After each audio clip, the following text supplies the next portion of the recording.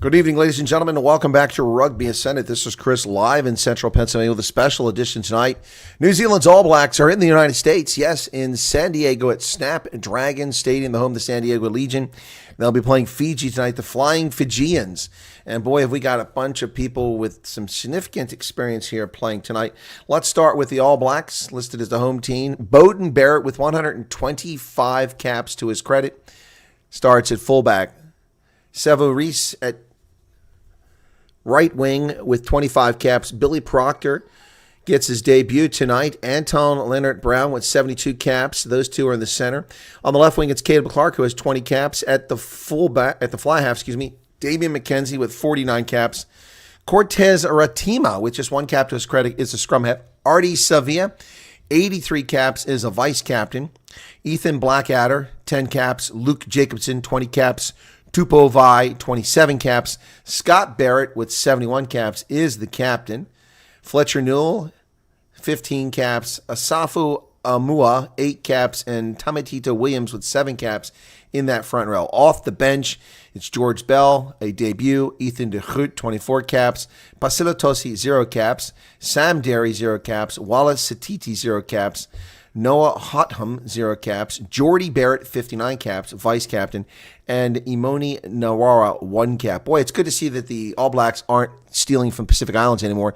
It's good to see they're relying on homegrown Anglo-Saxon talent and Maori talent from New Zealand, not stealing from Pacific Islands. And speaking of Pacific Islands, it's the Flying Fijians up tonight. And here they are. The Flying Fijians versus the All Blacks. Now, I apologize in advance because I'm going to butcher some of these names. At fullback for Fiji, it's Vilamoni Botitu. And then in the center, on the right wing, it's Giuta Wainiagolo. And in the center, the captain is Waisia Nyakalevu. And also there's Ina Tabuvua. On the left wing, it's Semi Radrada. The fly half is Isaiah Armstrong Ravula. At scrum half, it's Frank Lomani. And then Vilami Mata Kitioni Salawa. Lakima Tagia Tagivalu. Temo Maya Nanavua. Iso Nasalarisilia. And the front row, it's Maseka Doge. Tavita Inakavira. Irene Maui. Off the bench for Fiji, it's Zuriel Togetama. Hararita, Hetet, Samu Tawaka, Albert Tuasua, Elia Kanakavaivatu, and then it's Simone Kuruvoli, Caleb Muntz, and Sorelli Makwala. Well, those are a mouthful for Anglo-Saxon to pronounce, folks. Welcome back to the program. It's another in our continuing coverage of the Rugby Union, and this one is here from San Diego.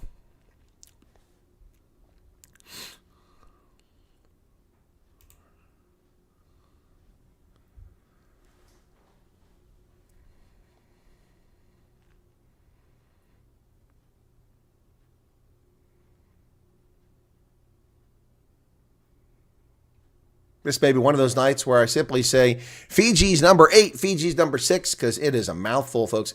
Welcome once again. And this is our 4th rugby broadcast of the day.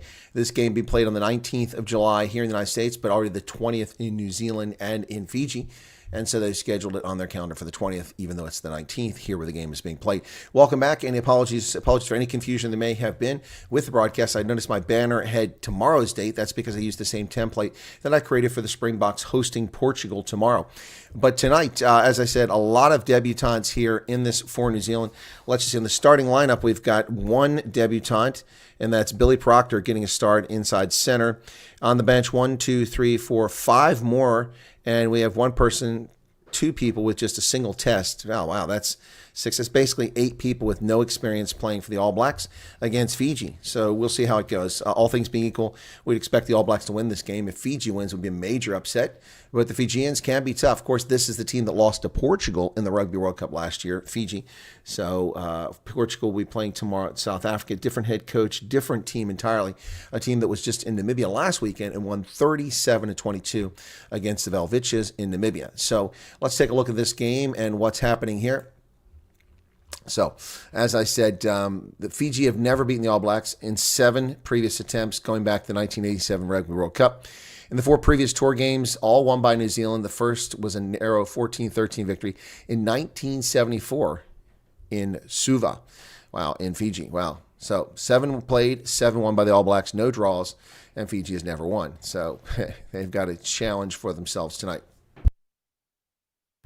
Billy Proctor makes his All Blacks Test debut after being named start at center for the final match of the 2024 Steinlager Ultra Low Carb Series at Snapdragon. Final match? What were the other ones? Now, Proctor will follow his older brother Matt into the All Blacks history books as one of 6 uncapped players named in the match today, including hooker George Bell, prop Pasilatosi, lock Sam Derry, loose forward Wallace Satiti, and halfback Noah Hodham in the reserves. Derry and Hodham were also named in the initial 32-man. Were not named in the 32-man schedule for the series, but came in the side after Pactor Tuaputulu and TJ Perenara both were out. So Perenara is recovering from a leg injury, and Tuaputulu remained in New Zealand to freshen up for the tougher matches that they had against England. So Fiji is a team that writers claim is on the rise. I'm not sure about that. They are ranked 10th in the world, and they sit ahead of Tier 1 nations like Wales and Japan in the world rankings. Yeah, now Japan is a recent Tier 1 nation, not that long. We will be treated the Haka tonight. That should be interesting, and we'll see what Fiji does because they both do their versions, the New Zealand Haka, and Fiji also does its Pacific Islands thing. That should be interesting. Now, ahead of the World Cup last year, Fiji had defeated England, and people thought they were going to do something impressive, but then they lost to Portugal. The Flying Fijians head coach Mick Byrne said his side are ready to match the All Blacks' physical style of play. Well, Fiji is a physical team, that's for darn sure. So we'll see. The All Blacks are saying, show us your support as we take on Fiji and San Diego. No matter where you are in the world, we want to share your game day experience with us. Well, I'm not going to share my game day experience with the dreaded and hated All Blacks. We're just covering it because of the time of day. To be honest with you, I'd much rather be doing a video right now about the incompetence and the cover-up of the U.S. government in the attempted assassination of Donald Trump, but we're going to focus on rugby tonight. Thanks for being here. So, who will lead the Haka tonight? Because TJ Perenara is not there. We won't know until tonight probably. They're saying Cody Taylor did a great job in the second test against England, but he's not named to play. Damon McKenzie is probably the option. Now, Damon McKenzie gets his 50th cap tonight. That's interesting. Yep. So it's interesting because TJ Perenara does a fantastic job leading the Haka for the All Blacks. I mean, if as the South Africans like to say, if I'm honest, and frankly, what else would you be but honest? If I'm honest, TJ Perenara does a fantastic job, so he'll be missed. It's a shame he's not there. Well, who's going to win? Well, I would think it's the All Blacks, folks. I don't think there's any question. But we'll see. We could see some slip-ups tonight, going with a team that is not full-strength team and lots of debutantes. Yeah, so only a handful of players we know very well. Of course, Bowden Barrett, Anton Leonard-Brown, Damon McKenzie, Artie Sevilla, Scott Barrett, Fletcher Newell. These are names we know very well. And on the bench, Ethan de Groot, a little less well-known. Jordy Barrett, of course, on the bench, the Barrett brothers. But that's about it. The rest of these guys are not really experienced players for New Zealand. So we'll see what happens. This game's scheduled to begin in 21 minutes. Yeah, but I'm looking forward to the Haka. We'll see how that goes. And I'll try to describe it for you. If I can, I'll play it in the background. Hopefully we won't get copyright claims for the Haka. It's ridiculous. I've seen that before. Interesting day in Currie Cup today, folks. Crazy results in Currie Cup today where the Lions won, the Bulls won, and the Pumas won. Yeah, not shocking, but not particularly interesting games. Kind of boring games today. Disappointing Currie Cup performance today. We saw first off out of the gate the Lions beat the Griquas at home at Ellis Park 25-13. And coincidentally, the Bulls at Loftus Versfeld playing the Cheetahs, whom we all thought was going to run up the scoreboard, defeated the Cheetahs 25-13. What are the odds? 2 games, 25-13. And then the final game was the Pumas and the Sharks, and the Pumas went on the road and won that game 31-21. Sharks are in disarray, ladies and gentlemen. Absolute disarray. Don't know what's going on here. Don't know what's going on here. Why is this? You know, I'm trying to find Currie Cup standings, and it doesn't give me the standings anywhere. This is a problem with the competition. South African Rugby Union is disgraceful. Currie Cup has no dedicated website that actually gives you stuff. Here's SA Rugby does have this now. Sorry. So, all right. So let's take a look at the standings here for Currie Cup. After 3 weeks, the Lions and the Bulls are tied for first place, but the Lions have the point differential, plus 59 point advantage, or 67 point advantage. So they're in first place with 13 points on the log. The Bulls come in second place, 13 points. The Cheetahs, 2 wins and a draw at 10 points. The Pumas, 2 wins and a draw at 10 points. The Griquas, just with a single victory, but 6 points. They come in fifth. Then the Sharks, 0 for 3. And that leaves 2 teams. They have 4 points along. 2 teams left. That's the Griffins and Province, who play tomorrow. And somebody's going to win that game. And even if it's draw, they're going to move ahead of the Sharks and drive them down at least 6th place. Wow, that's... yeah, so the Sharks could wind up in 6th place tomorrow. Province could move up to 6th instead of 7th place where they currently find themselves. But, wow. Curry Cup. Only on the SA Rugby site. That's a shame. That's a shame. So we've still got that game tomorrow. And then next week, it's the Griffins hosting the Cheetahs in Velcom. The Pumas hosting the Griquas. That should be interesting. And then the Lions hosting the Sharks. So the Bulls are not playing next week? Apparently not. How does that happen?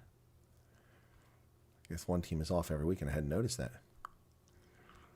All right. Well, that's the situation for Curry Cup. Today was, quite frankly, very boring, ladies and gentlemen. Very boring. Very boring. Disappointing, to say the least. If you look at their broadcast partners, the SuperSport, SABC2, which it wasn't on, Flow Sports here in the States, Sky Sports, Rugby Pass, and Star Plus. So, but those are region dependent, so you can't always watch them if you're not in the right location. So, anyway, excuse me.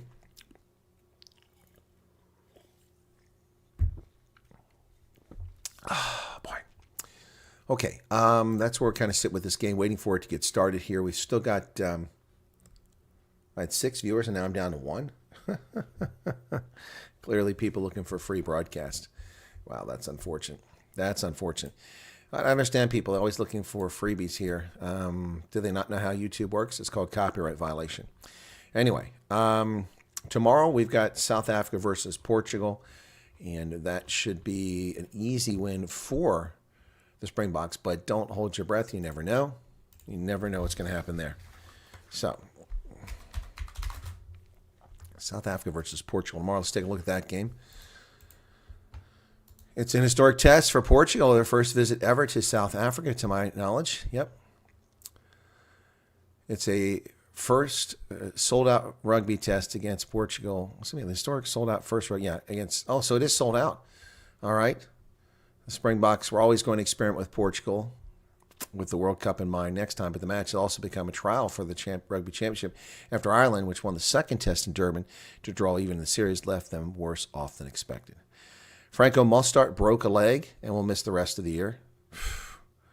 Malcolm Marks broke a tibia in the crocodile roll. And Peter Steph Dutoy and Cheslin Colby are out for up to 6 weeks. My goodness. Starting new caps for the Springboks are Jan-Hendrik Wessels and Johan Grobela and Pepsi Buthelezi. Pepsi Buthelezi finally getting his call up. Off the bench, Stormers hooker Andre Hugo Fenta. Lions flanker Rohan Fenta. Scrum half Morne van der Berg and fullback Kuhn Horn. Wow.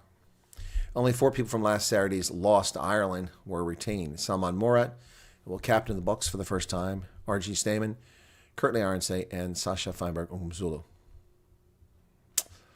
Wow. Wow. Oof. So for the Springboks tomorrow, what we're looking at here, folks, is Afidi Fassi, Kurtley Arnsey, Lucanio Am, Andre Esterhuizen, Makazole Mapimpi, Mani Labakobus Reinach, Evan Ruiz, Ben Jason Dixon, Pepsi Buthelezi, R.G. Stamen, Salman Morat, Thomas Dutoy, Johan Grobela, Jan-Hendrik Wessels, and off the bench, Andre Hugo Fenta, Ntukum Chunu, Trevor Nyakanye, Ron Fenta, Elric Lowe. That's good to see Elric Lowe. Morne van der Berg and Sasha Feinberg Omuzulu and Kuhn Horn. For Portugal, they've finally announced their roster. Samayo Bento, Manuel Cardoso Pinto, Jose Lima, Tomas Appleton is the captain.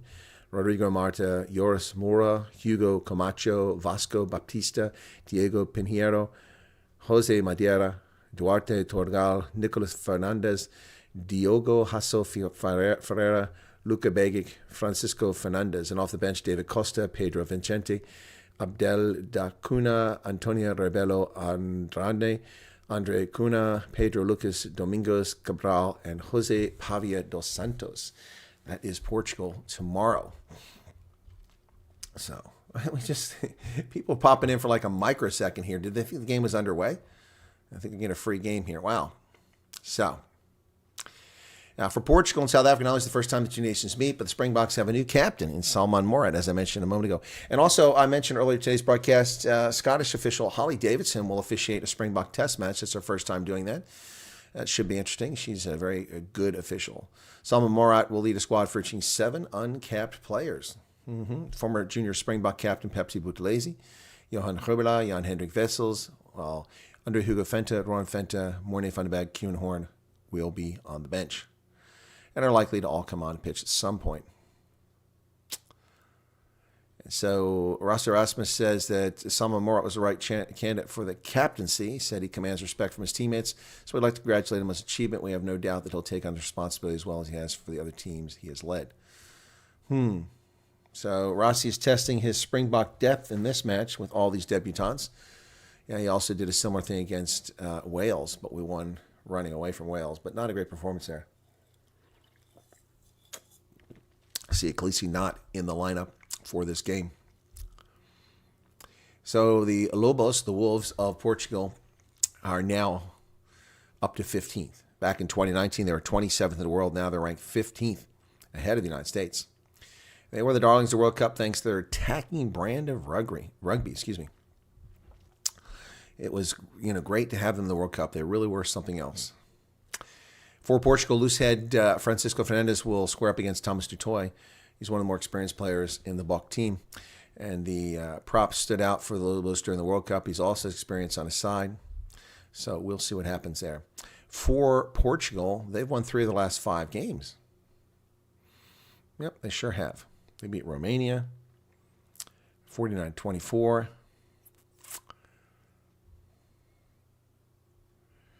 And they just beat Namibia here.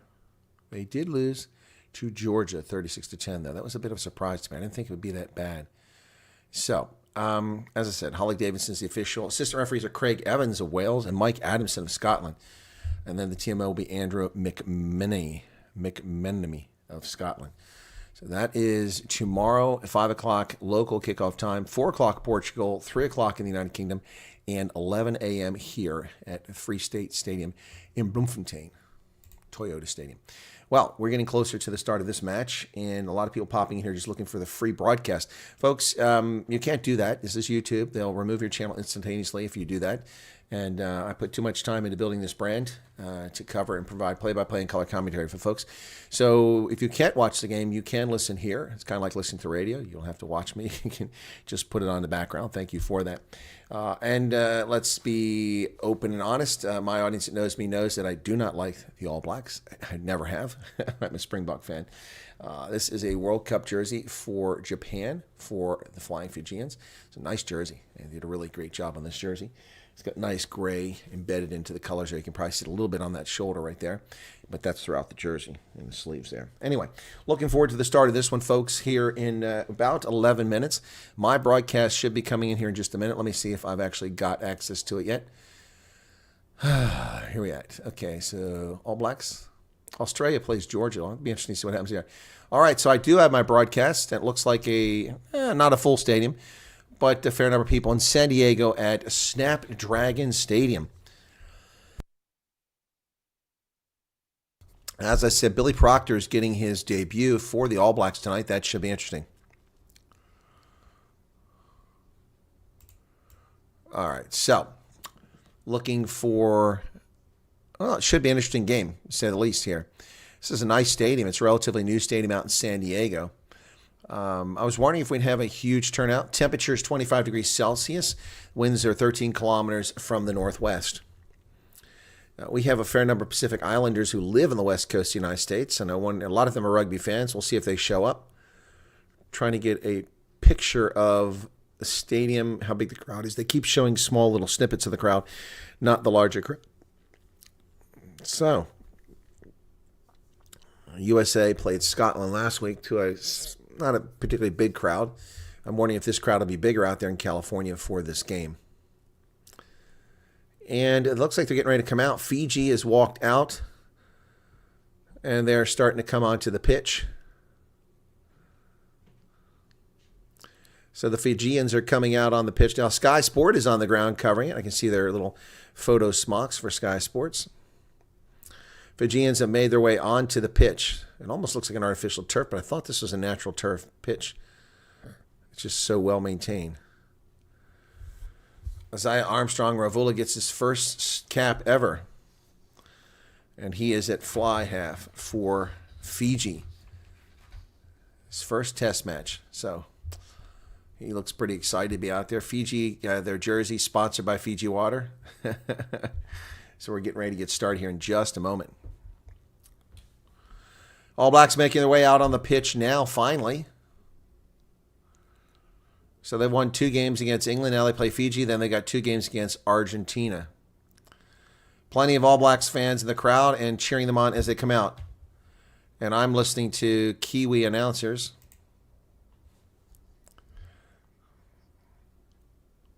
Damien McKenzie to play his 50th test and a first test cap for Wellington's Billy Proctor. You can hear that Kiwi accent. All right. Billy Proctor. So we'll hear the anthems here probably next couple of minutes for both sides.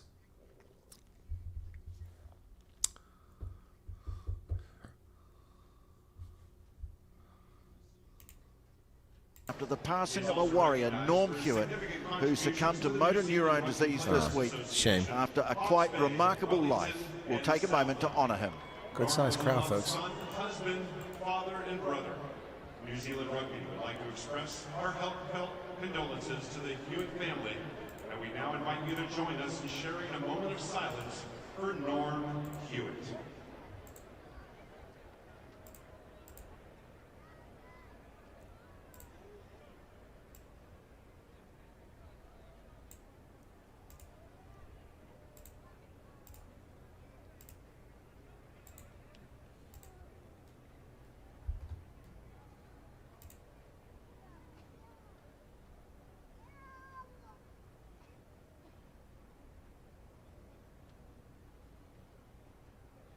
Thank you.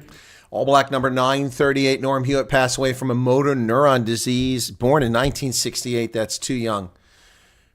Wow. Wow.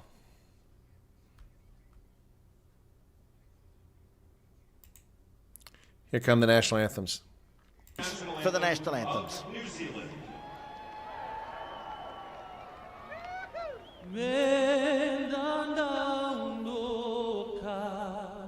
Kavina ka tanavanua eratiko ki na erasa sava sava yado tu nangau nani sautu na velo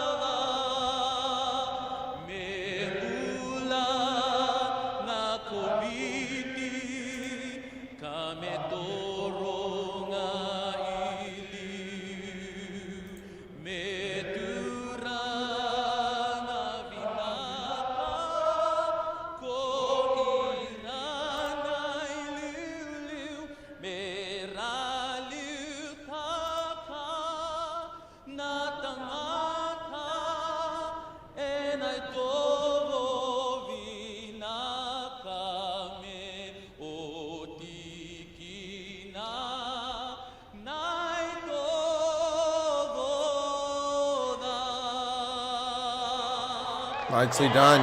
Fijian national anthem, God Save Fiji. Still going. God bless Fiji.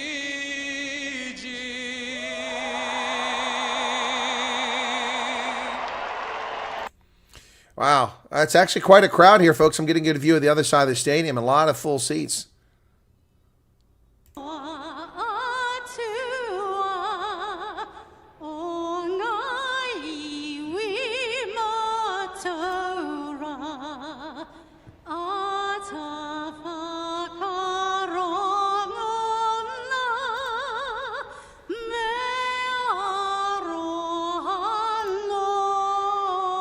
The Barrett brothers. Oh, she cannot sing.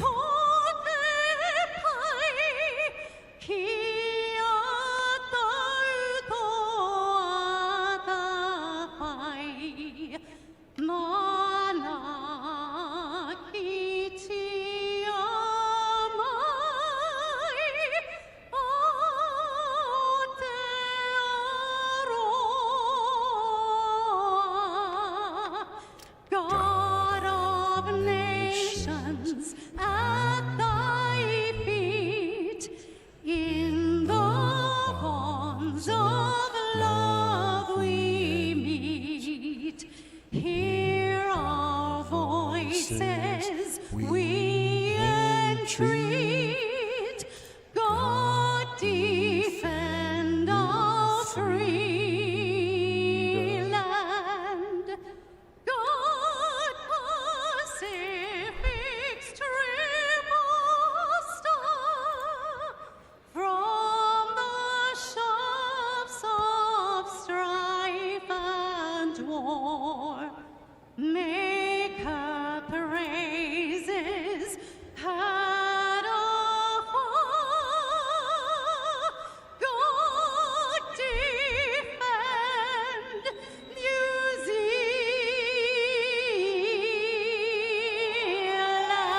Wow, after that caterwauling, I'm not going to apologize for my horrible singing voice ever again. That's atrocious. New Zealand born, Los Angeles based soprano. Before that, Oof. Oh, wow. Check out the crowd, folks. It's quite big. Look at that. That's quite a crowd there. Look at that. Wow, that's many more than went to watch USA Rugby play. So we get ready for the Hakas coming up. The challenge coming up. Where is my other camera at? Here we go. Fiji is first.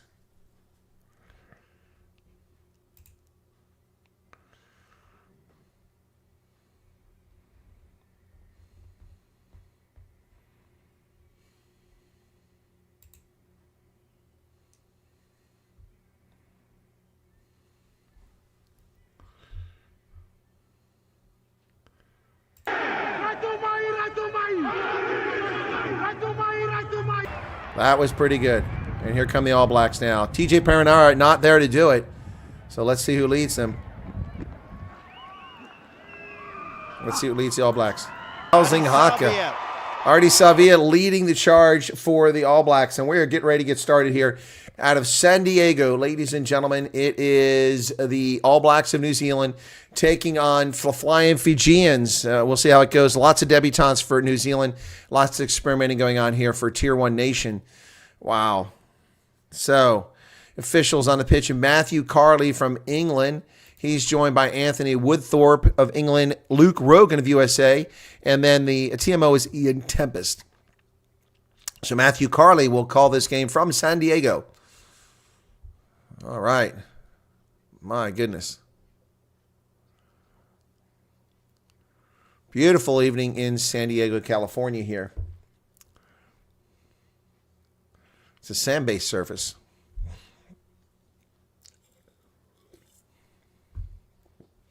Naya Kilevu, 34-year-old captain for Fiji.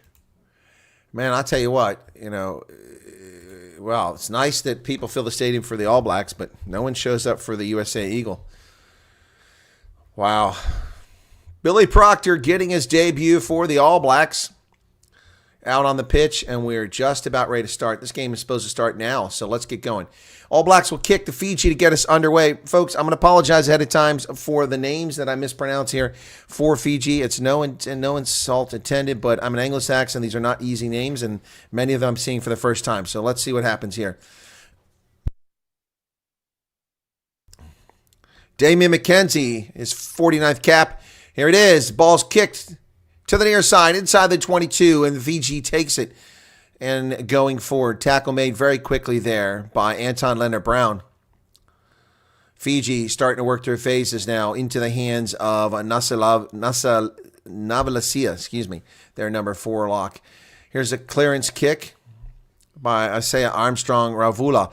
He clears it out. It's going to be, looks like it's up around midfield. Depends on where the mark is. Looks like a pretty good clearance kick by Fiji to get us underway 30 seconds into the contest. Let me get the scoreboard. It's right at midfield for the All Blacks line out here. Let me get the score up here before I get too far into this and forget. There we go. Scott Barrett comes off with it, and the All Blacks driving up Anton Leonard-Brown over near midfield, dug out by Cortez Ratima. Barrett up there with the ball.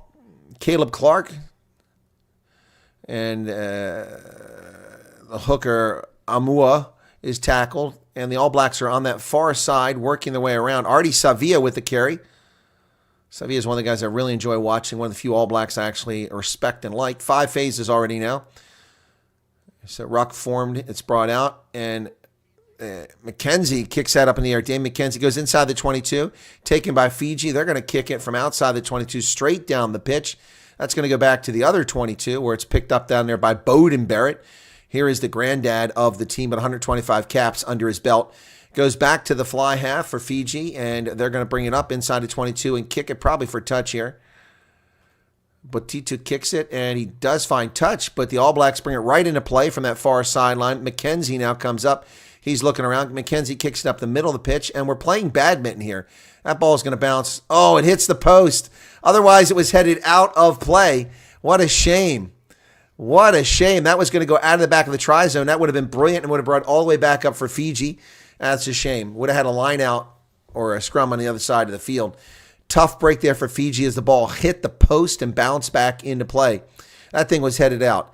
So Matthew Carley getting folks lined up. It's at the 50-meter line. Wow, this stadium is packed, ladies and gentlemen, on one side. This is brilliant. That ball is straight, but it wasn't initially. It curved back over. McKenzie over the middle, and the All Blacks, Leonard Brown, he's tackled at the midfield. They go further wide. Artie Savia with the carry. He's tackled. And Fiji over top the play. On the far side of the pitch now into the hands of Tamita Williams. Williams driving down towards the 10-meter line. Fiji trying to get out of there, being held in the tackle, but they do get away. McKenzie does a nice feed into the hands of Ethan Blackadder, but he's tackled, and the ball's available. Fiji has it. Stolen by Fiji. Well done in the counter ruck. Good work of the breakdown by the Fijians. Flying Fijians now with the ball on offense. Looking good here. Coming to the near side. Fiji, a big hit from the All Blacks, but it doesn't take him down. Mua, the hooker, takes a Fijian player down, but it doesn't keep him to the ground. Now going through some more phases. Fiji being very crisp so far. There's a nice kick over the top. Chases on. The ball bounces into McKenzie's hands, but he's stripped of it. Barrett comes to the near side. The All Blacks trying to find some space. Driven back inside the 10-meter line and tackled there by the Fijians. All Blacks have the ball now. The hooker, Amua, comes up. Amua's tackled there by Fiji. Counter ruck coming. And McKenzie's going to clear it because there's a little too much action here. High box kick in the air. Going to be up around midfield. Fijians go up in the air, but they lose it forward, and the All Blacks pick it up. Nicely done there by New Zealand. And New Zealand just keeps on moving here. They come to the near side. McKenzie offloads. Oh, but there's too many All Blacks on the wing. 10-meter. They go back inside. There's All Blacks everywhere. Only 2 Fijians. Finally, they slow them down. Fijians get back on defense. And a penalty for not releasing. But Fiji comes away with it, playing advantage. Whoa, look at the carry by the Fijian hooker. Playing advantage right now for not releasing, but Fiji has the ball. And there's a high tackle right there. Another advantage. Fiji's kicking away. They're playing advantage. I'm not sure why they kicked it away. And we're going to come back for the advantage. Yep. Caleb Clark comes down with it. But great work by the Fijians right there. Good stuff. Not releasing the ball on the near side. And then there was a high tackle, but they're going to go with the not releasing stuff. So Matthew Carley brings them back. Fijians will be able to kick for some territory here and get their first line out. 2 turners on the All Blacks thus far, 1 on Fiji, 4 minutes, 37 seconds into the contest. Thanks for the diehards. These are just my regular viewers here. 127 people tuned in, but we know that 122 of them are not regular viewers of this program. They're just looking for a free game. I'm sorry if you miss out on that, but I cannot do that. Right, so it's 4:52 into the contest now.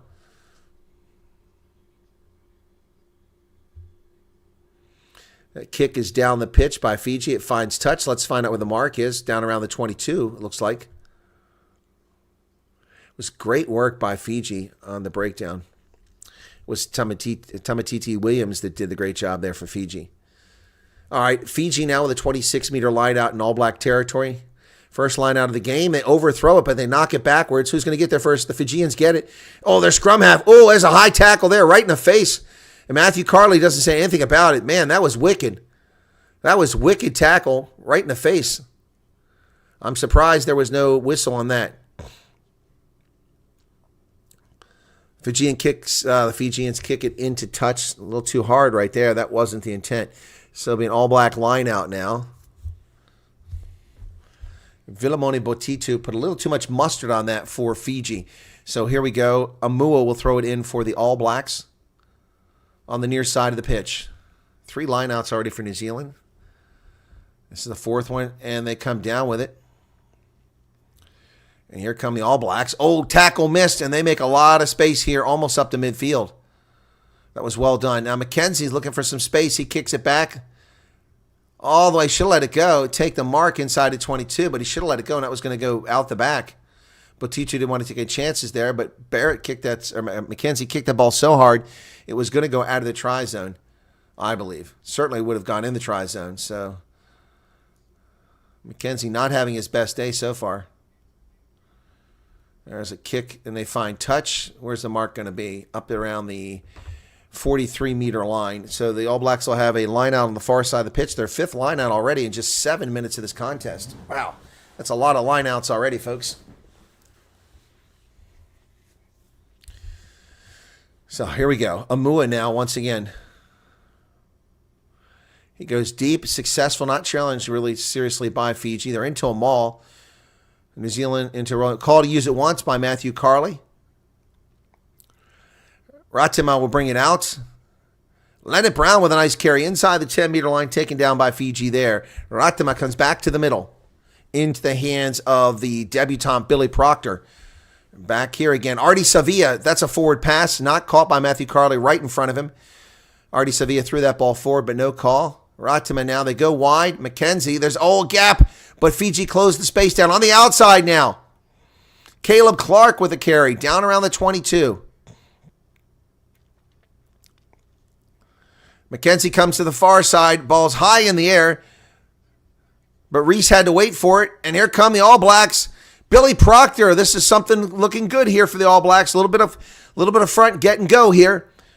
And they go. McKenzie slides around a missed tackle by Fiji. They've got too many players. They're going to score. And the All Blacks easily score. Caleb Clark, Fiji overcommitted. Tackle was missed. And there was nobody out there. It's almost as if they'd had 3 or 4 red cards or yellow cards and no defenders. Caleb Clark with the try. That's his 7th test try. Wow, first of the season. Wow. That was too easy in the end. Fiji played very well up until that moment, and it all went to crap right there. New Zealand, the All Blacks with the try. Caleb Clark gets the try for the All Blacks. Should be a relatively a makeable kick there. That's the left wing, Caleb Clark.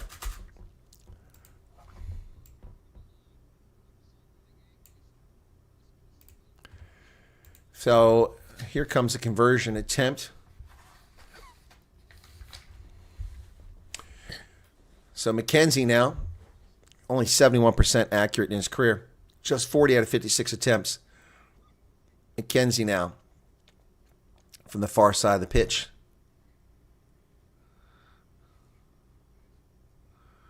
That kick looks like it's going to peel left. Oh, he just got inside the post. Flags go up.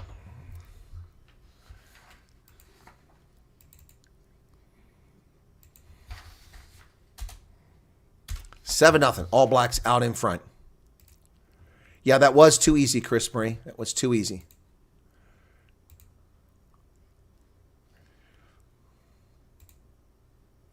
Sorry, folks. Here's the restart. I keep falling behind here for some reason. My broadcast, not sure why. So the restart has happened. The All Blacks have it inside the 22. Ruck is formed down there. Ritima is trying to dig it out. Ritima. Kick over the top. Off his left boot. And that goes into touch. Let's see where the mark is going to be. Up around midfield. So it'll be a Fijian line out around midfield. Ritima thinks it should be further, but that was a pretty good kick out to midfield. Actually, going to give it to him about 47-meter line. So pretty good kick, and it'll be a Fijian line out. 10:31 in the game. Fiji goes deep. It's not straight. New Zealand steals it anyway. Wow. Uma with the ball now. Mua, excuse me. All Blacks come to the near side. That's what got it started last time. What is going on here? Barrett out here. Reese, Sevu Reese kicks it forward, but it bounces high, and Fiji has a hard time getting it. Oh, that was a dangerous play there. Oh, that was lucky for Fiji. Sevu Reese got a hand on it, knocked it into touch. Ooh, that was very dangerous play by Fiji. They could have turned it over and had another try scored against them. Sloppy line-out work is what got this started. The wings are burning up the Fijians right now. The All Blacks looking really dangerous on the wings. Anytime that ball comes out to the wings, Fiji looks to be in a bit of trouble. That's where the try was scored on the other side of the pitch, and this time looked very good. Now, that's a successful line-out for Fiji, but not straight. And they left their jumper to hit the ground on his own. That's messed up. So scrum will be to the All Blacks.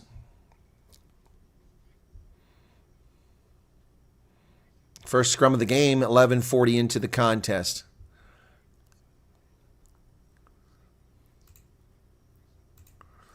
Wow, folks, I'll tell you. Big crowd here. It's a shame we can't get this for USA Rugby.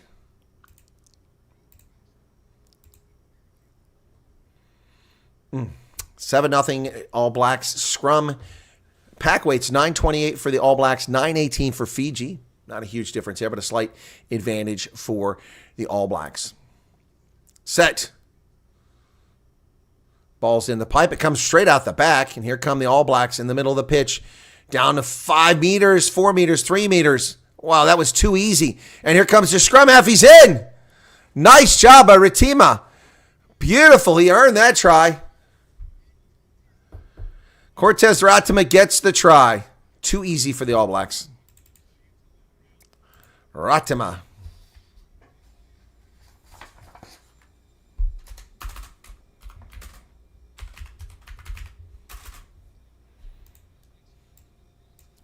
Way too easy. That's going to be easy conversion. I'll make it 14 here.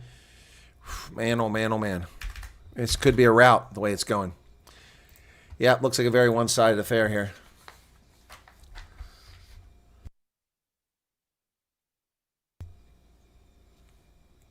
It was a poor tackling attempt, and so he cut back inside, and that was the key.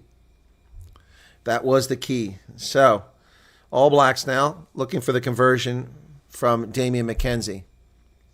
19 meters away, 14-degree angle. That's over and good, 14-0. 13 minutes, 30 seconds in the contest. Not looking good, folks, not looking good for Fiji. What do I have them picked by? Let me see. I have New Zealand by 9. Well, they're already up by...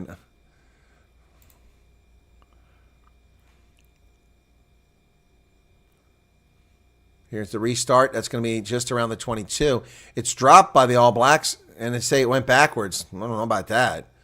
It's close. So they retain possession. Fiji tackles them outside the 22. Good breakdown work by Fiji, goes to naught. McKenzie now with the boot, sends it back the other direction.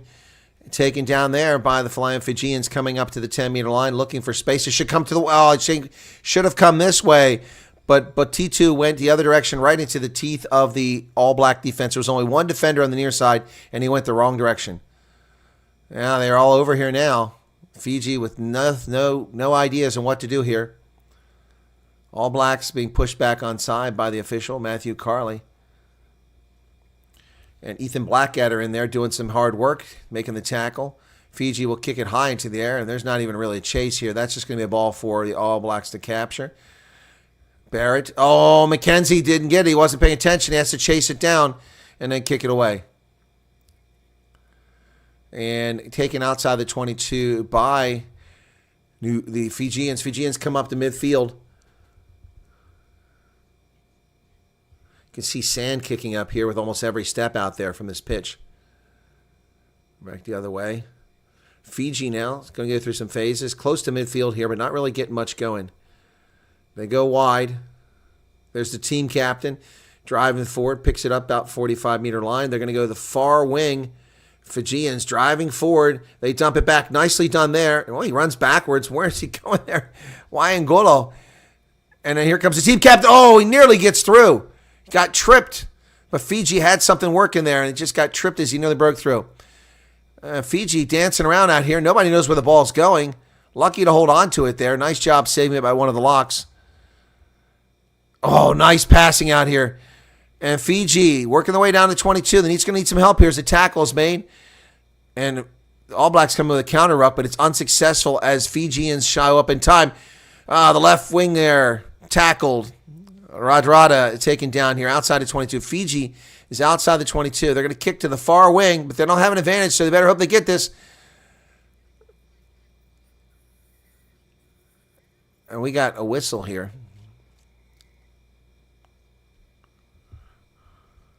What's going on here? Place to cut off what was a threatening kick. Well, it certainly was. Knock on. Defended it really. And we've got Tupo Vai is down, getting treatment right now. Tupo Vai getting treatment on the pitch.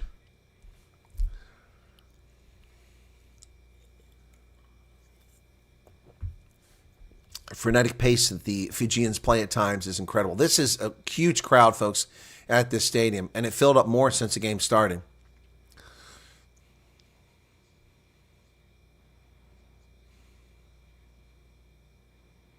So it was a knock-on. So it'll be a scrum to Fiji now. Waiting for this thing. It's 16:36 in the game. Clock is running again now.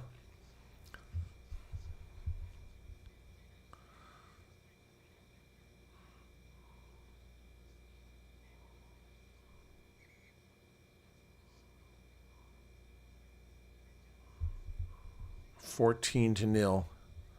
All Blacks leading Fiji.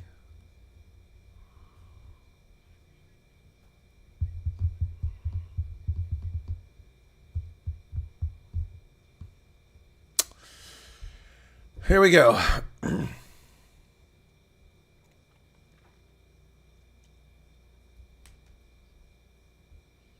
Crouch. Bind. Set.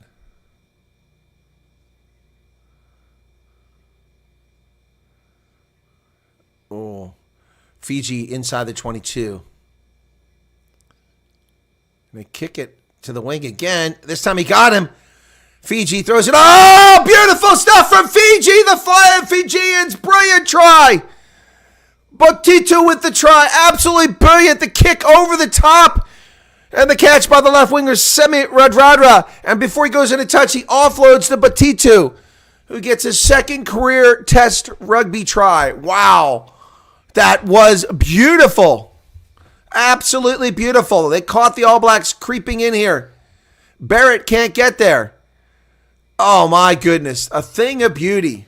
Wow. This was incredibly well done by the Fijians. Man. What?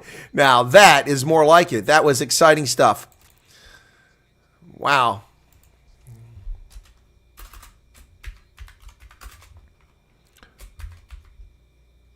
Wow.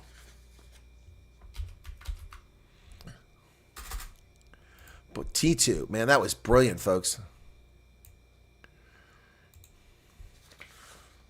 Isaiah Armstrong Ravula with the kick here.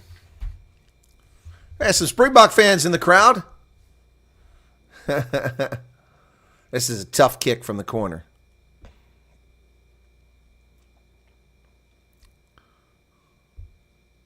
Don't think he's going to get this.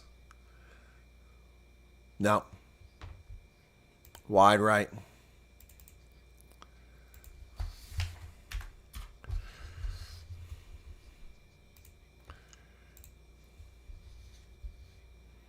Wow. Brilliant stuff. Here's the restart by McKenzie now, leading 14-5.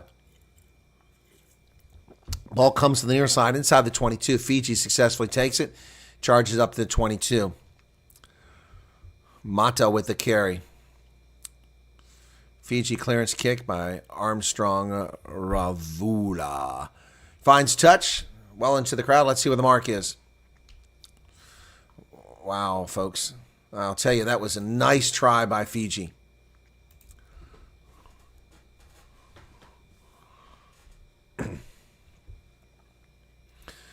All Blacks line out successful. Oh, they're loose. Here comes Proctor in his debut. Inside the 22, tackle missed. Still going. Proctor down to 7 meters. Finally taken down by Fiji. Well, they really screwed this one up. After a quick try, they let the All Blacks deep. Proctor abuses them.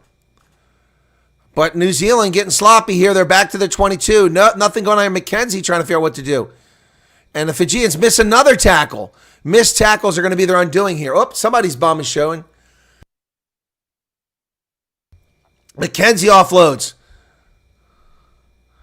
All Blacks still coming hard. And lost. Lost forward by the All Blacks. And Fiji has it. Boy, there's some hard hitting going on out here. Lineup round stops the advance motion here of Fiji, but will be a scrum to Fiji. My goodness. There are some hard hits going on out here. Boy, Billy Proctor just was loose. It's like somebody let the dogs out, man. A pony's on the ramble out here. And he's dragging players along till he finally got tackled. Fiji needs to clean that up. Proctor out of breath, and I'm not surprised. Working his tail off there. His test debut, what a nice carry. He's All Black number 1215.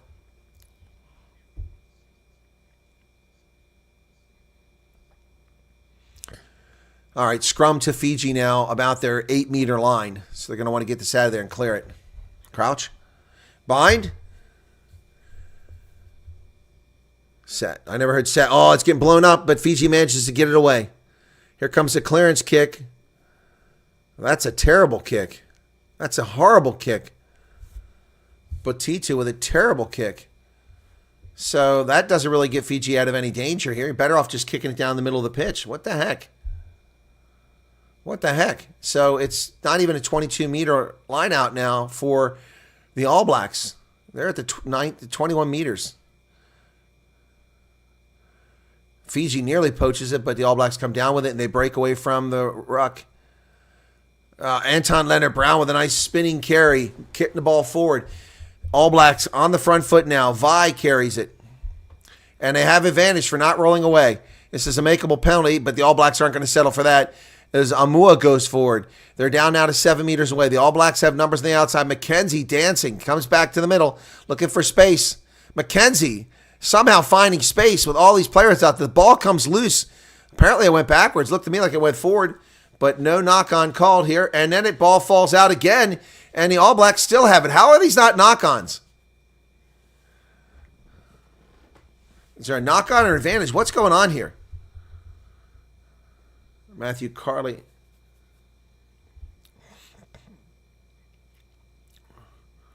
Not really sure what the call is here.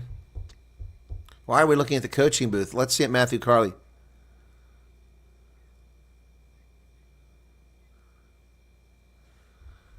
It's a penalty for the dangerous tackle. And it is correct. He lifted the player over the horizontal, not rolling away. So scrum option. The All Blacks going to take the scrum option. They had 2 penalties there. Dangerous tackle, not rolling away.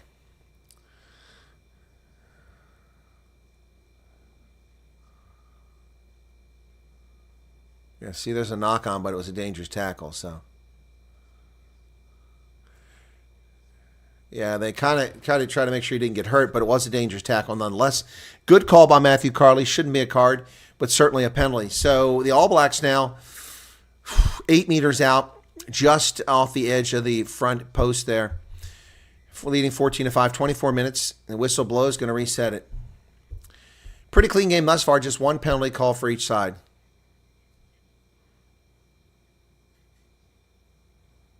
Matthew Carley talking to that front row, telling both sides how they're getting it wrong. Boy, New Zealand's got 7 turnovers already. That's incredible. Sloppy play. Fiji just 1 turnover. That's amazing. That's amazing. So first half action from Snapdragon Stadium in San Diego with a large crowd on hand, apparently setting a record for the most people ever to attend a rugby match in San Diego. Bind. Set. Ratima puts it in, and the ball comes out. Artie Savia with it. He offloads it to Antart Leonard-Brown, but he is met hard and driven backwards. Ratima comes to this side. Vai, he doesn't go anywhere. He's tackled. Artie Savia now with the ball again. He's taken down 5 meters. He's still driving. Finally down at 4 meters, driven back to 5 meters. That ball bounces on the turf. It goes backwards. I think they're playing advantage here for hands in the ruck. Amua is tackled. And yes, the All Blacks are playing advantage. Ratima to McKenzie. They go wide, and there's 2 All Blacks and no defenders. Oh, my goodness. Is that Billy Proctor? Billy Proctor gets a try. Wow. Wow. So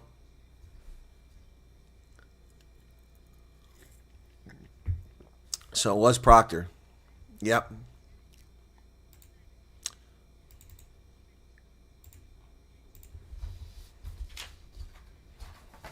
Unmolested goes Proctor.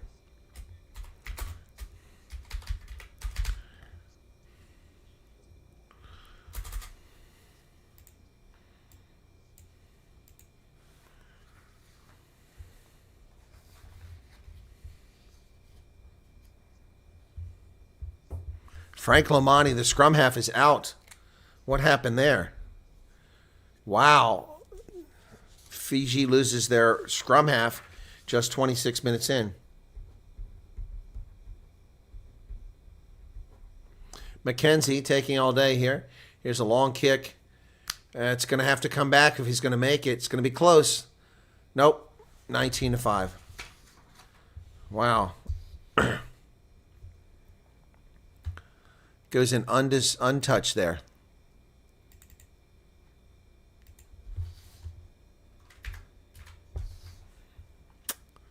$19-5. Comes the restart. Proctor's out. Looks like he hurt his shoulder. So who's at scrum half now? Not Proctor, excuse me, Frank Lomani. Frank Lomani's out and he's replaced by Kuravoli, who's not even listed here. Knock on by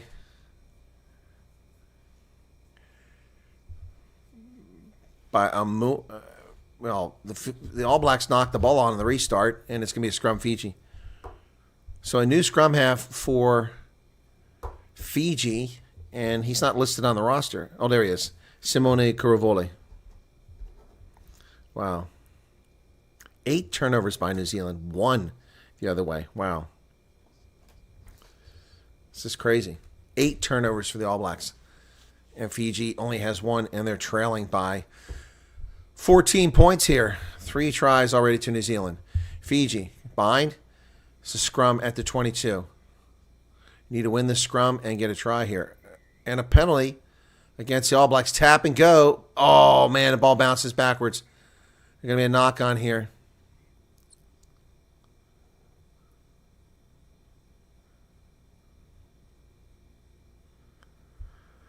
Well, Matthew Carley says it was knocked on. Yeah, Fijian captain's like it was touched by the All Blacks. So this will be a scrum for New Zealand now. After the knock on. Wow.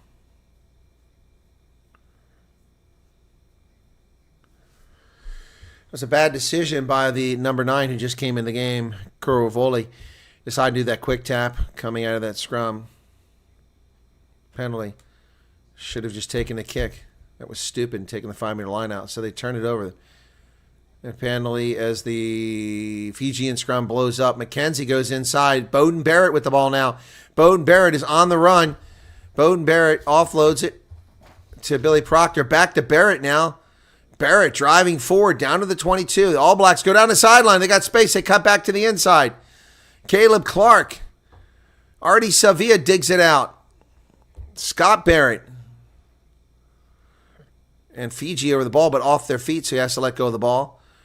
And the All Blacks go to the outside again. That's a forward pass. Caleb Clark has the ball down to 5 meters. The All Blacks on the verge of scoring again. It's all falling apart for Fiji all of a sudden. Oh, that's knocked on, so it will be Fiji's ball. Fiji comes out of the try zone. But they're playing a knock-on advantage here at their 5-meter line. I think they're also playing a penalty here. Counter ruck coming from the All Blacks, but that's going to stop. They come back for the scrum. The scrums are not going very well for Fiji right now, so that's not what they want.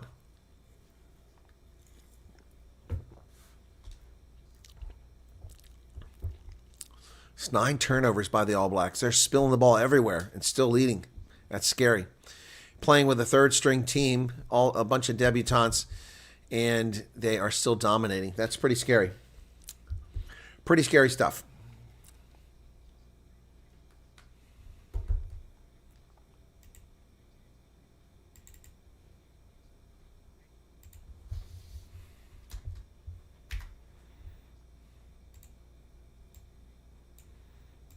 All right, scrum for Fiji now. 5 meters out. Scrum's not gone well for them recently. 30 minutes now gone in the first half. We're halfway through the first half. No, halfway, 3/4 away. And this scrum is getting blown up again. Fiji turn it over. That's a penalty for rising up in the scrum. So what are they going to do? Tap and go? All Blacks going to front row standing up. They're going to kick for the line out. So McKenzie comes over. It's going to be an All Blacks line out.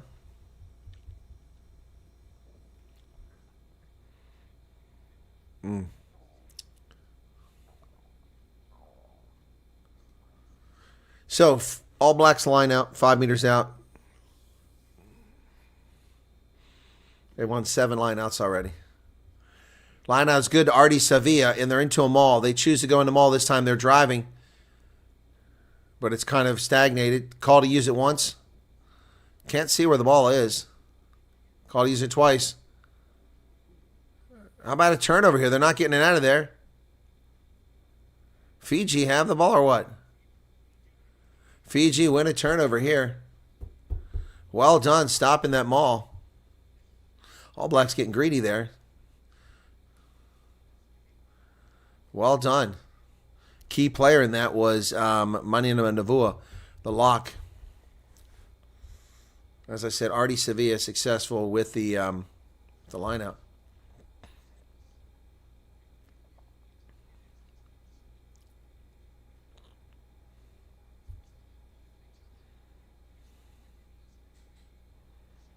So, we got a Fijian player down. They already lost their scrum half.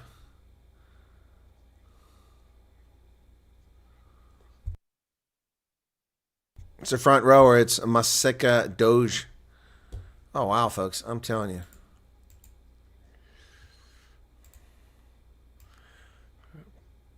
Busy stadium here. Lots of people. If only we could get these crowds for the USA Eagles. Yeah, see, if almost full moon out there. It looks like at 9/10 of a moon. Wow, this is a nice crowd. I don't know what the paid attendance is, but it's pretty good. Waiting for the clock to get restarted here. 32-19 in the first half. We're stopped for, presumably for that injury. 32-19 in the first half.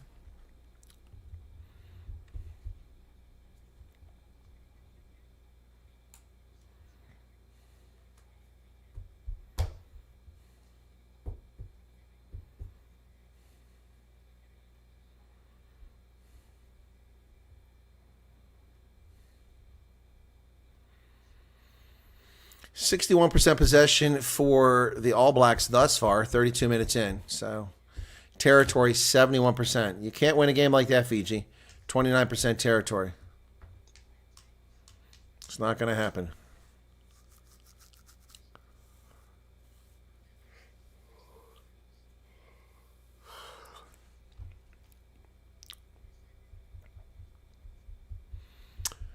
Still waiting here.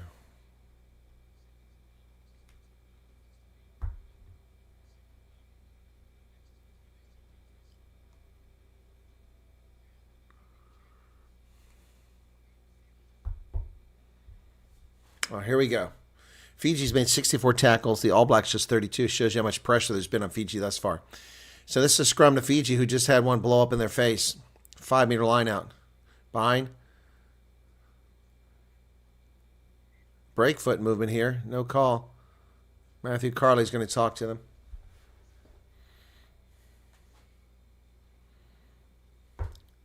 (32-48).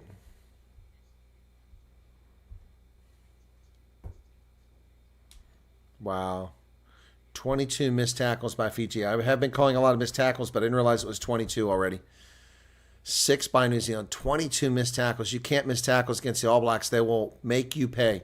And they've done that. That's how they've got their tries. Missed tackles. Ball's in the pipe. And a penalty against Fiji. What did he do? Wow, he didn't. Oh, he didn't listen. Carley's saying he threw it incorrectly into the scrum.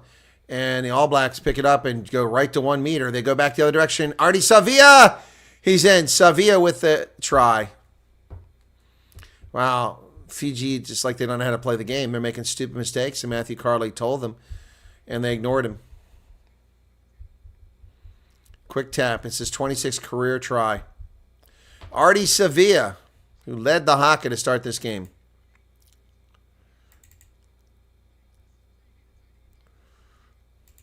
Artie Savia.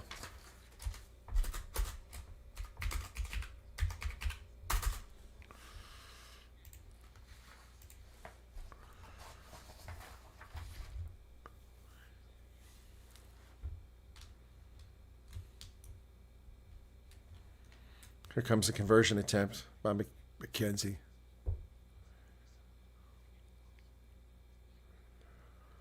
.40-degree angle, 43 meters away. Tough kick.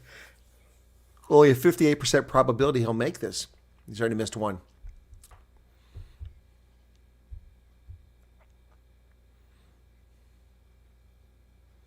That looks pretty good, actually. He's going to get that one.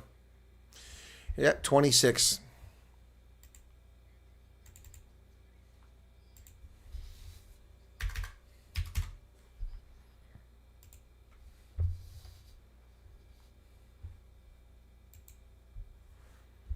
Took him 7 seconds to score that. Wow. Just 2 phases. Went 5 meters. 7 seconds. Here's the restart. High into the air on the far side of the pitch. All Blacks come down with it. Barrett, I think it was. Scott Barrett, he does. Ratima. All Blacks passing the ball around. Almul with the carry. Ruck is for him. Ratima trying to dig it out of there.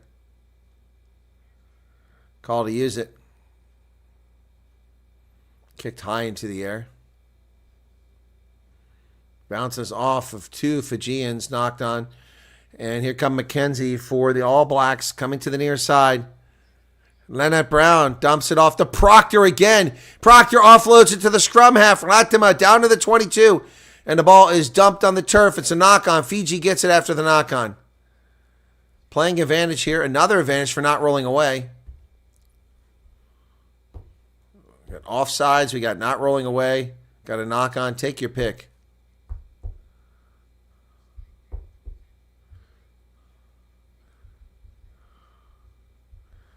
I think that the All Blacks scrum half is down. Ratima not looking good here.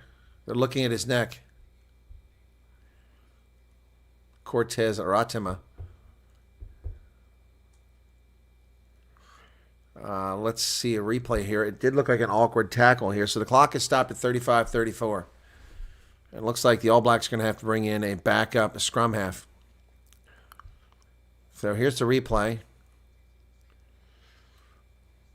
was a nice pass. I can't see how he lands. Here's a better angle here. Oh, he might have cracked his collarbone there. He was thrown onto his shoulder. Yeah, he may have fractured his collarbone. We're going to stop and play here. We're probably going to see him leave the game, be replaced by, I'm going to guess, maybe Noah Hodham.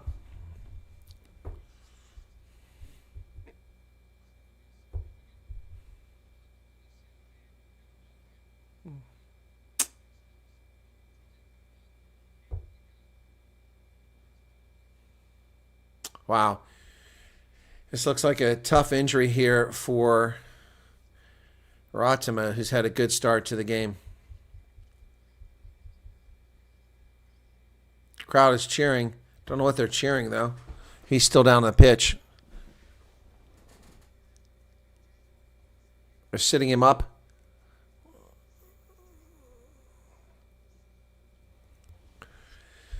Beauden Barrett talking to his teammates.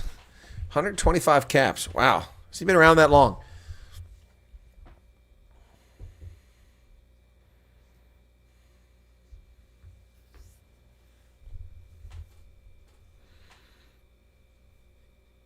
He's up. He's going to come out of the game, though.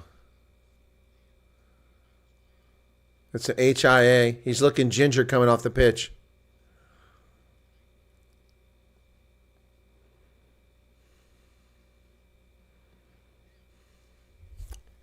Test debut, Noah Hodham. From Hamilton. Nice town, by the way. Noah Hodham. So, both scrum halves are out of the game now. Both injured. 35-38. Fiji now will kick for some distance here. Rotem was having a good debut. Is that even going to find touch? Yes, it does. Okay. So Noah Hodham. Fiji now with a line out on the All Blacks side of the pitch. 36 minutes gone, and it's hit in the air by the All Blacks, knocked backwards, and Fiji has it. Fiji breaks free, still driving, down inside the 10-meter line. They go wide. There's a gap. Oh, he missed it. But T2 now dancing around out there, but plenty of All Blacks around him. Ball placed. Could have comes wide. Yeah, on the wing. Fiji inside the 10-meter line, still driving. Down to the 22 come Fiji. They get some promising work here, but they got to keep it up. Trying to cut through. Well, there's off his feet. All Blacks, no penalty there for playing off his feet. Oh, nice feed back to the scrum half. Nearly breaks free. Feeds it off to the hooker. Down to 5 meters. Fiji got some promising stuff here. Just 5 meters away. Oh, the Fijians put it on the turf. They pick it up. They got numbers on the outside. Let's go. They're not going to get there. They waited too long. Did he get it? Did he get it? Wyatt Nagolo may have got it. I don't know if he did. We can't see. Conversation going on over there. Going to the TMO. Going to TMO. Let's hope he got it. Clock stops at 37-38. Very promising work by the Fijians. Going to check the grounding here. The field of play. No, it's natural grass, but it looks artificial. It's just so closely cut like a green on a golf course. Can he make the tackle? He goes low. Oh, he's over the shoulder there. Looks pretty good to me, Justin. That's a try. Ooh, he might have come off it. Might have come off his hand. He certainly's not in control of that. Just checking more angles, Mark. I think that separation. I think you might touch be right. is not a problem. It's the grounding. The elbow hits first? No. He's lost it there. You took possession as you went over the line, so we're looking for him to remain in control and to press. Yeah, That's a high tackle. Separation. he has to press down on the ball, and there can't be any separation. Oh, no, that's a There is try. Ample evidence. Matt, These that's Kiwi the lead. are wrong. This is the best Yeah. angle for us. Yep, okay. This is a good angle here. Oh, yeah, there it's lost. But he's still got his finger on it. Yeah, he's lost it. Yeah. Okay, Matt, so I'm coming back to you with a decision. Yep, no problem. There is separation Yep. and no press, so there is a knock-on in goal. Yep. Goal line Yep. dropout. But what about the high tackle? Okay. There's separation and no press. There's a knock-on in goal, so it's a goal line dropout. Let me. What about the high tackle? He grabbed him around the neck. How do you miss that? Not How do you being miss live, that? We can't check it because there's not a try scored.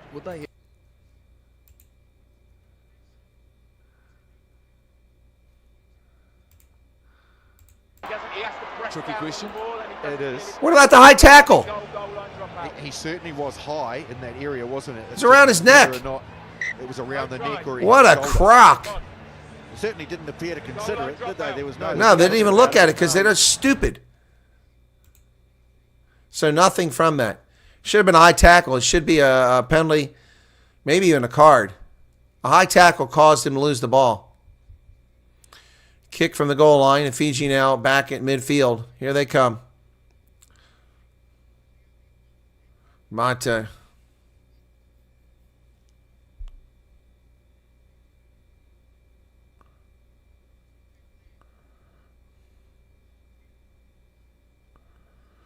All Blacks off their feet. No penalty call there. Fiji kicks it down inside the 22. It's chased down by Bowden Barrett over to McKenzie. McKenzie takes off. Tackle missed. And he's tackled at the 22.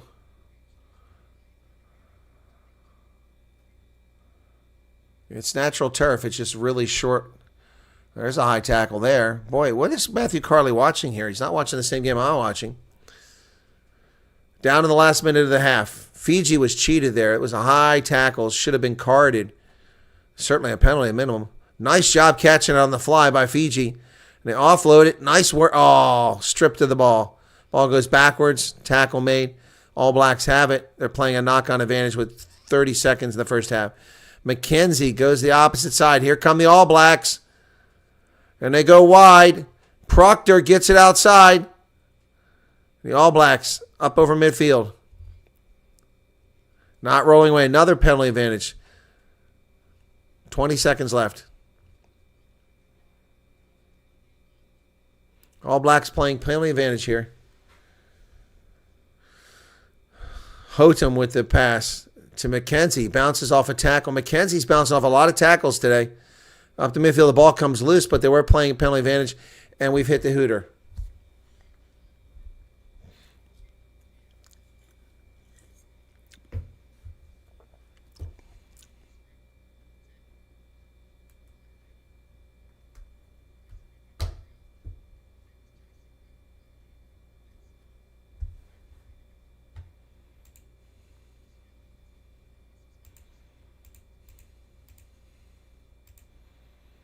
Now, this is an unfair penalty here.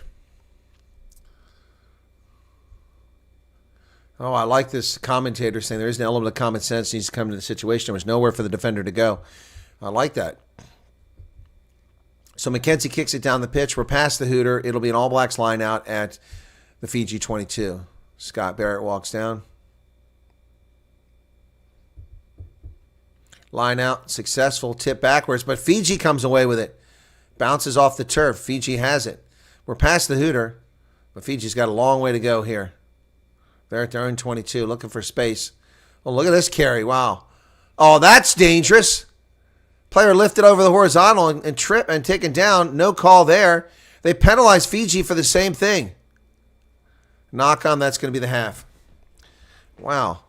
They penalized Fiji for the same thing. And now the Fiji captain is saying to Matthew Carley, he lifted him over the horizontal. This is very biased officiating against Fiji. And Matthew Carley needs a little, refresher lesson in officiating here. Wow. 40,000, is that right? No, that's the time. I thought that was the attendance. I was looking for the attendance here. So halftime. And New Zealand is leading here. Wow. So,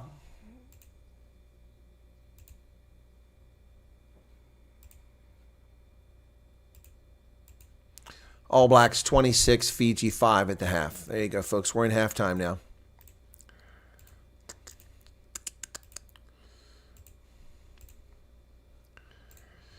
All right, so let me get back to live broadcast over there. Okay, halftime.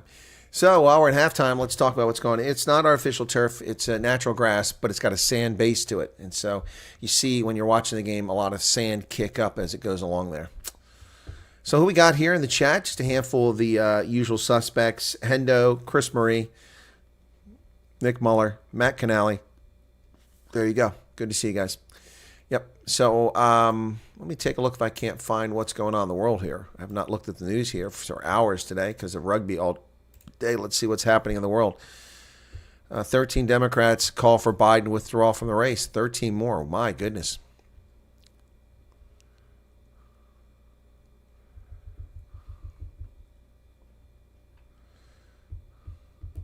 Trump ends the longest speech in convention history with a kiss from Melania. Yeah, Wall Street Journal reporter Evan Gershkovich got 16 years for espionage in a sham trial in Russia.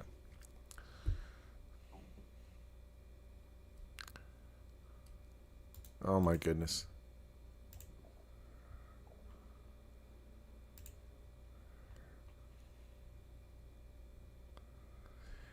So people are claiming that the picture of Trump at the RNC next to the compatory jacket, they said the firefighter gear is fake and they misspelled his name. It was a reference to 50-year-old firefighter Corey Compatore, who was killed during the 13-year-old. Similar claims were shared on Threads and on Twitter. However, it's false. Yep. Compatore's fire department confirmed the misspelled jacket belonged to the slain fireman. It said the error was made several years prior to the shooting, and Compatore opted not to correct it. Photos of the jacket taken before Trump's speech also read same thing. So they tried to lie about Trump again. Prost wrongly claims nothing hit in Trump rally shooting. Jeez. Liars. Liars. Unbelievable. Joe Biden trying to look presidential. What an idiot. The number of Biden attractions to the Capitol now stands at 35, more than 10% of the combined Democratic caucuses in the House and Senate. Wow. Former House Speaker Nancy Pelosi, the lunatic octogenarian who ought to leave for office herself. Ohio Senator Sherrod Brown. Of course, he's running for re-election, so he's calling for him to leave. Wow. Joins Senator Peter Welch of Vermont, Martin Heinrich of New Mexico, and John Tester of Montana. Other than Tester, the thing about those senators, no one's ever heard of them. No one knows who they are. They're all looking for attention. Wow. So the movement is swelling by Democrats to get rid of the person they've chosen. This is an effort by the political establishment to deny the people who voted for their candidate. They're stealing their vote from them. That's what's going on here. That's what's going on here. That's what's going on. They're trying to steal the vote from the Democrats. Wow.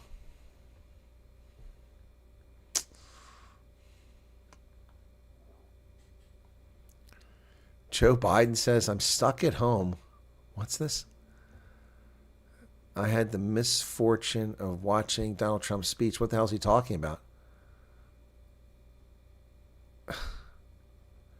Then he lies. He said Trump told people to inject bleach. He never told people to inject bleach. Oh my gosh. This isn't Biden. Somebody's running his Twitter account. And then Biden lies. He says he wants to throw immigrants into mass detention camps as part of his Project 2025. He never said anything to detention camps. He talked about deportation, and Project 2025 is not Donald Trump's. Boy, Joe Biden just lies. Wow. Wow. Whoever's running his account's crazy. Jenna Ellis says, this is really embarrassing, even for your intern. Somebody wrote it, Joe Biden says, I thought this was a parody account at first. Someone says, we don't care, just resign. We're voting Trump anyways. Someone says, your own party wants you to drop out, bozo. Elon Musk says, whatever intern posts, at least don't act like you're him. Somebody says, making America great again. That helped clear it up. Oh, my goodness. Oh, someone posted, does Parkinson's affect understanding? He says, not understanding what people are saying is to be expected, Joe. Your interns better fire up your resume. The joyride is coming to an end. The intern who wrote this tweet apparently hasn't heard Biden speak before. You need a new intern who sounds nothing like you. Wow. Wow. She said you've had 6 effing jabs. How the hell did you get Rona 3 times?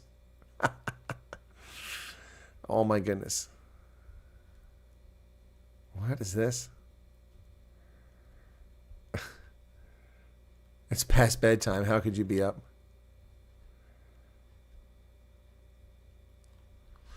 Unbelievably.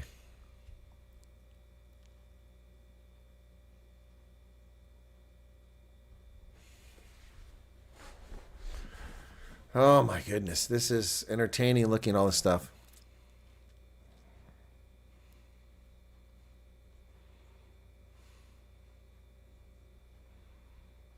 Wow, Joe Biden is getting lambasted for his comments here, and with good reason. He deserves it.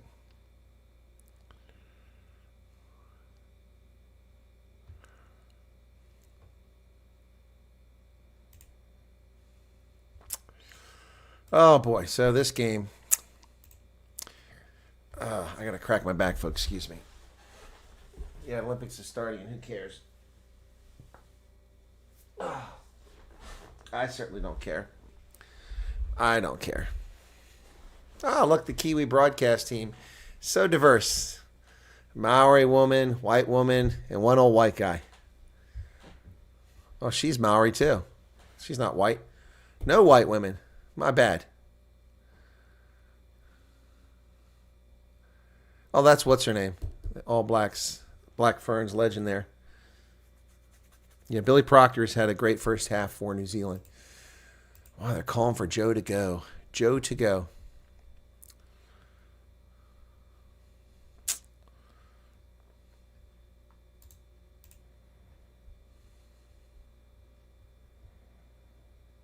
What is this? Trump struggles to turn the page.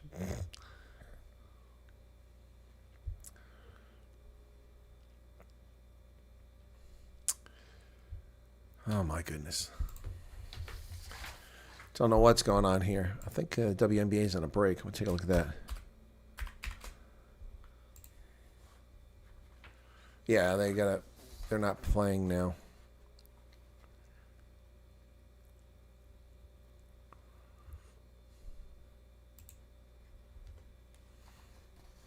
So both teams lost their starting scrum half.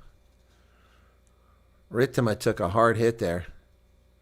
HIA. He hit hard. He was thrown to the ground. Those Fijians, man, are brutal. Noah Hotum comes in. His test debut. Both of them, their debut today, but Hotum is in there now for the All Blacks.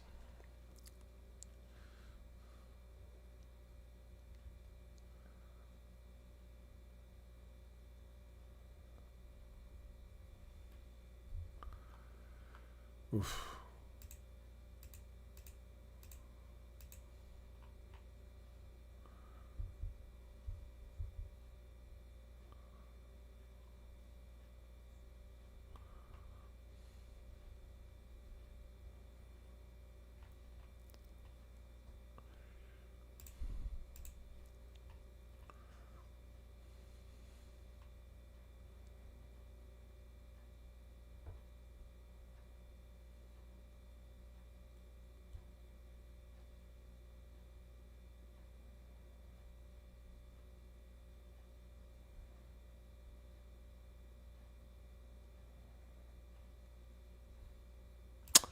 Still waiting for the second half to get started here, folks. Sorry.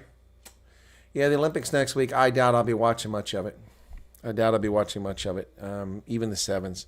Not impressed. The World Rugby ruined the sevens. It was such a great competition. COVID harmed it. That put a nail in the coffin. But World Rugby put the final nail in the coffin with their conduct. It's not even remotely appealing as a competition anymore. They just ruined it. Such a shame. Boy, what a busy day here. Our fourth broadcast for rugby today. We did the Lions and Griquas earlier. Then we did the Bulls and Cheetahs and the Pumas and Sharks. And some decent views. Lions and Griquas game, we had 1,368 views. The Bulls, 2,557. That's more like it. And the Pumas Sharks, 1,100 views. So there we go. Tomorrow we've got South Africa versus Portugal. Let's hope we get some decent views on that one. Looking forward to that. So let me take a look here at what's going on the channel. And yeah, we got 5,533 views. But that would be what we get in one of these broadcasts normally. So I don't know why YouTube is being so mean to this channel. But our top broadcasts over the last month have only had 4 over 1,000 views, only 1 over 4,000, only 2 over 2,000 views. Wow.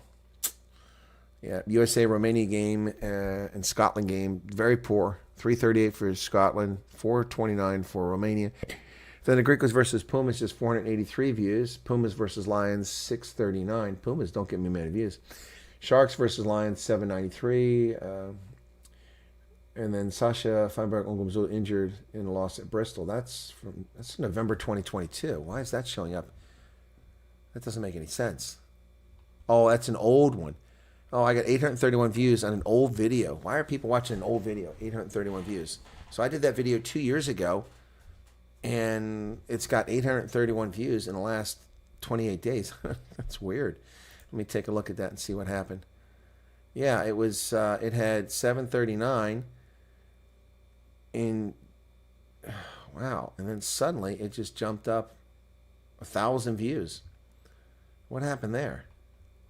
That's bizarre. I don't know why that video just took off. That's weird. Not going to complain. It's an old video. Wow, why is it an old video like that? Someone must have shared it or something like that and thought he just got injured recently. I don't know, but that's an old video. Check the date. I mean, don't blame me. At least no one's complaining. Wow. Kobus Toy Bosman says that that Sharks loss was a tough one. Yeah, I can imagine. It was. Right. So my broadcast is very silent right now. Nothing happening. So we're waiting for the second half. We should be close to the second half. Here it looks like kids are still playing on the pitch out there. Okay. They're talking to someone from the All Blacks, but I've got no audio. So they screwed that up. Oh, jeez. Trump struggles to turn page on American carnage. On last night of the convention, Trump promised to bridge political divides and then return to delighting and deepening. That's not what happened. These people aren't listening.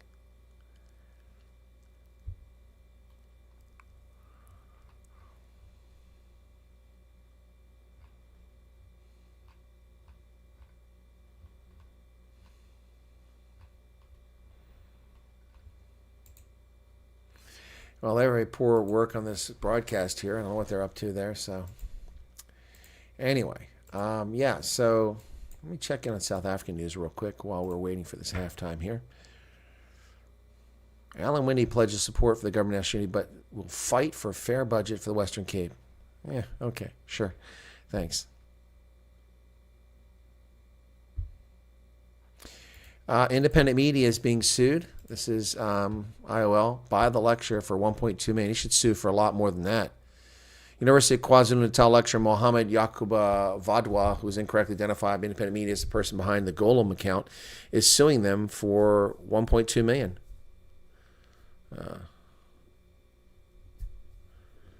Wow. The apology was not great at all. I mean, these guys made a whole media briefing, had my pictures and all my bios shared on big screens. When they apologized, it was a small thing being mentioned in passing. Yep. Yep.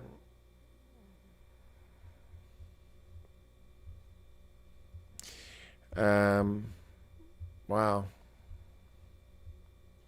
In documents filed on the 19th of July, we're waiting for this to get started now. This is interesting here, folks.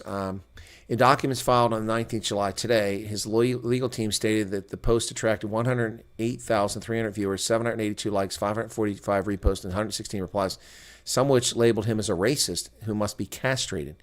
They argued this had caused harm to their client, who had received messages and calls from people verbally abusing him and threatening to kill him for 3 days since the press briefing.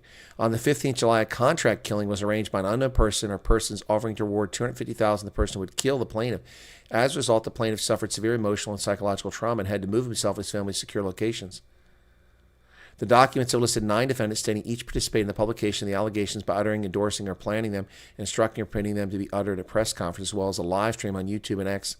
Defendants include Survey, the CEO of Independent Media, editors Mazui Zaba, Sifiso Malango, Audrey Senecal, Devet, Melanie Peters, Lance Vitt, and Tariq Halim. Wow. 1.2 million. You ought to be suing them for 100 million rand. This is ridiculous. 1.2 million is nothing, buddy. That's nothing. That's not even $100,000. Boy, South Africans, you need to swing for the fence, buddy. You need to swing for the fence. I cannot wait to see how this case goes. And then here we go for the restart, ready for the second half. I cannot wait to see what this happens in this case. And the same thing with the Ronaldo Hus case. The independent media is irresponsible in their behavior. Here's the restart. Second half, we're underway. Fiji kicks the All Blacks, and the ball gets dropped on the turf, but somehow picked up. Is it knocked on? Yeah, it's knocked on by the All Blacks. Tony Johnson, Justin Marshall, and Jeff Wilson are the Kiwi commentators.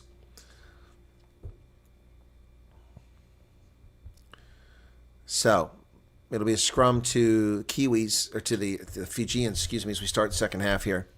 As I said, both starting scrum halves. Ratima for New Zealand goes out. He's replaced by Noah Hodum. And then Frank Lomani went out earlier at 26-minute point. 13 turnovers for the All Blacks. 13 turnovers.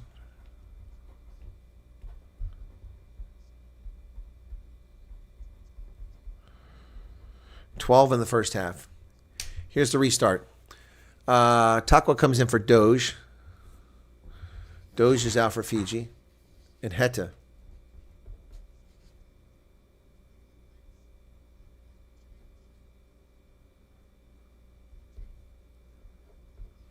$18-16. Maui's out. 2 front rowers for Fiji out of the game. So that didn't go well for them. On the scrum, they lose. So here's a line out to the All Blacks now after Fiji screws up the scrum. Successful line out for the All Blacks. Hodum goes over the middle. McKenzie feeds the ball. Nice carry there by the All Blacks down inside the 10-meter line. There on the front edge. Artie Sevilla with the carry. Sevilla driving forward. Sevilla breaks loose. Sevilla inside the 22. Rumbling, bumbling, stumbling down about 15 meters. Artie Sevilla with a great carry. Gets the All Blacks on the front foot. The All Blacks are driving again. Hodum. He hands the ball off to Caleb Clark, who drives into the... And Almua drives now. Fiji in trouble here. All Blacks looking good. Hodum, dummy, picks up the middle. Hodum down to 5 meters. Stolen by Fiji, but I thought he was on the ground. That's got to be a penalty. Whistle blows. Yeah, he was off his feet. They're calling offside. Calling offside, but I don't think that was the issue. They're saying the turnover is okay. All Blacks call for a scrum. Fiji had stopped them, stolen the ball, but they were offside. I mean, Artie Sevilla, just a beast out there, man. A great carry. Just keeps going. And he protects that ball. Well done. I mean, I don't care if you like the All Blacks or not, but you got to like or at least respect Artie Sevilla. It's brilliant. So it's a scrum to the All Blacks. 8 meters out.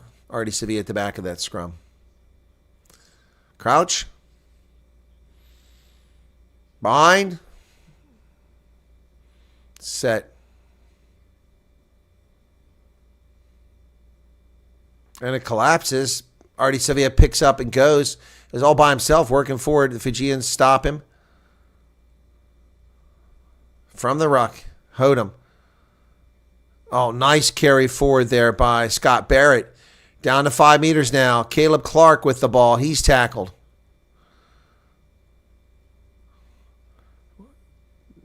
Williams forward. The All Blacks 4 meters out now in front of the post. Hodum goes the other way. He's got McKenzie. McKenzie goes wide. They got one on the outside. Wow. Severis gets the try over in the corner. His 17th career test try. Severis.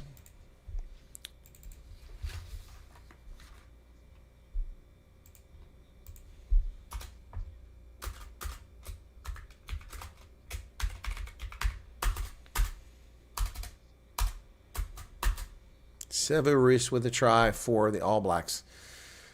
It's their 5th try.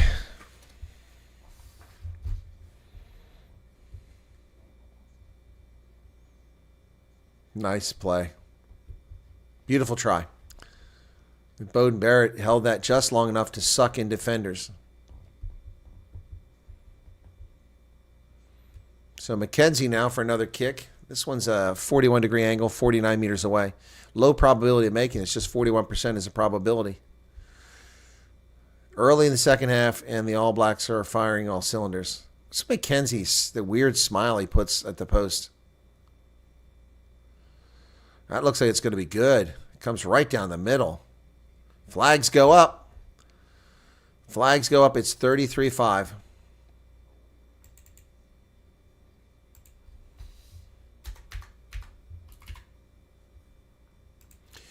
All Blacks out in front now, 33-5. Only 8 meters gained from that. 6 phases in 37 seconds. Boy, the All Blacks strike fast in this game. Wow.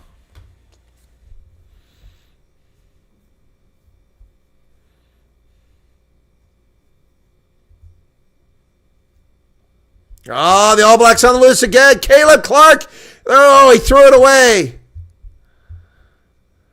Caleb Clark threw it over Anton Leonard-Brown's head. Boy, what a shame. They're going to say that was touched by the Fijians.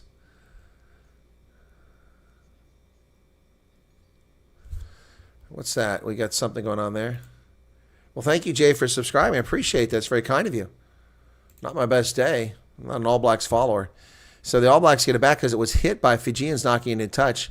McKenzie over to the middle. Oh, nice carry there. Driving forward is Blackadder, Ethan Blackadder.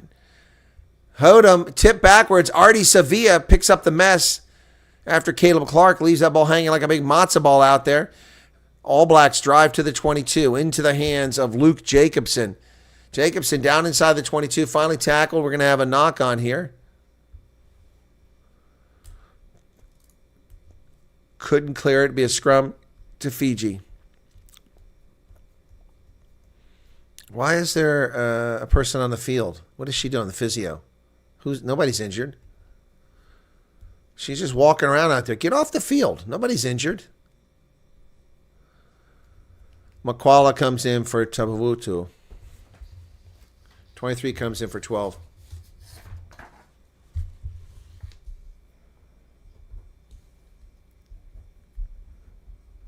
Another substitution for Fiji. They've had 4 substitutions that I've been able to track thus far. 2 in the front row. Scrum half through injury. And now it looks like another injury here to replace inside center. And a Fijian player is down getting treatment right now. It looks to be in a lot of pain here.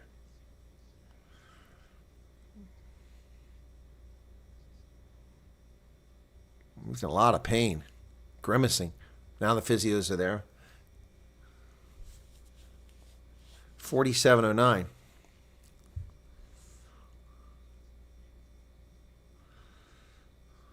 Yeah, some good play tonight from a number of players. Artie Sevilla's played well. Damon McKenzie's played pretty well. Although those kicks were wanting early in the game. Not to post, but kicks for position in the field.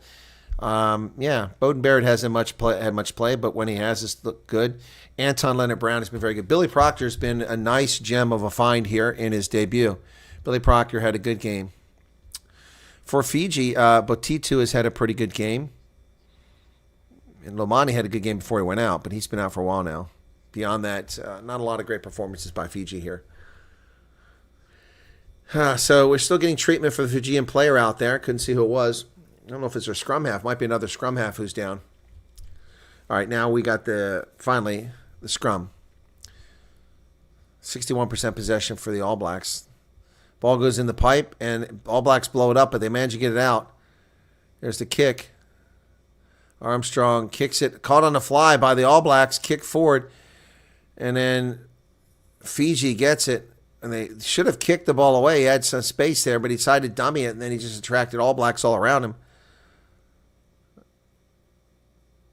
Wow. Driving forward there, Blackadder makes the tackle. Oh, Fiji breaks loose. Up the midfield, still going strong. This is the flying Fijians we look to see here. Quick ball on the outside. Nice job holding on to it. It would have been a forward pass if he let it go. Playing advantage now. The All Blacks did something. I think they're offside. So Fiji works it to the near side. Barrett cuts back. Nice carry there by the captain, but that went forward. We're going to come back for the penalty. Offside, yep. Well, that was way back here. It's a good 30 meters away. He probably can't even kick it that far.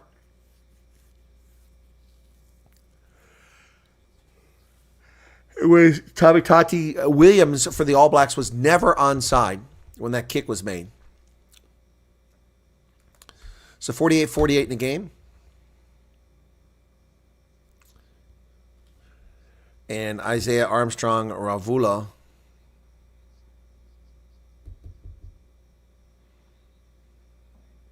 is being told to wait. Here it comes. Here's the kick. Finds touch. Let's see where the mark is.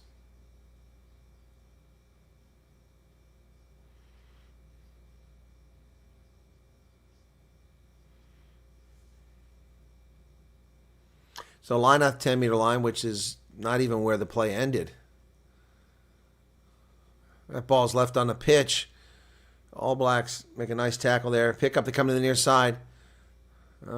Fiji's going backwards. They're back up to midfield, and they're going to cut through. That's a forward pass. Right in front of Matthew Carley. No call. Fiji now, short of the 10-meter line. They go wide, but the All Blacks have the answer. They go wide again. They're running out of space over there. They break through. Now they're down to finally to the 10-meter line, but the ball is lost forward, and the All Blacks have it. Playing a knock-on advantage. McKenzie comes to the near side. Scott Barrett. Almua with a nice carry. He's done some great work for the All Blacks tonight, the hooker. We've got a lot of work to break down here. Going to come back for the knock-on advantage. 30 minutes remain in this game. New Zealand leads 33-5. Almua's had a heck of a game. He looks ginger. I think maybe we'll see finally Ethan de Groot, George Bell come in. Okay, so de Groot comes in. Williams is out.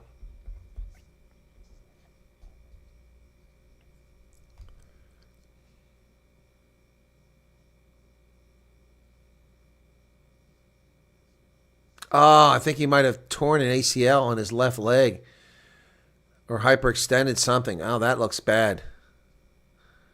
He's still out there, though. Maybe he's okay. Maybe he just strained it. Almua is still staying in the game. George Bell's not replacing. George Bell's a debutant. Maybe they think they need to go further with him. But I'll keep an eye on Almua, who's had a heck of a game for the All Blacks. But looked like he hurt himself on that play.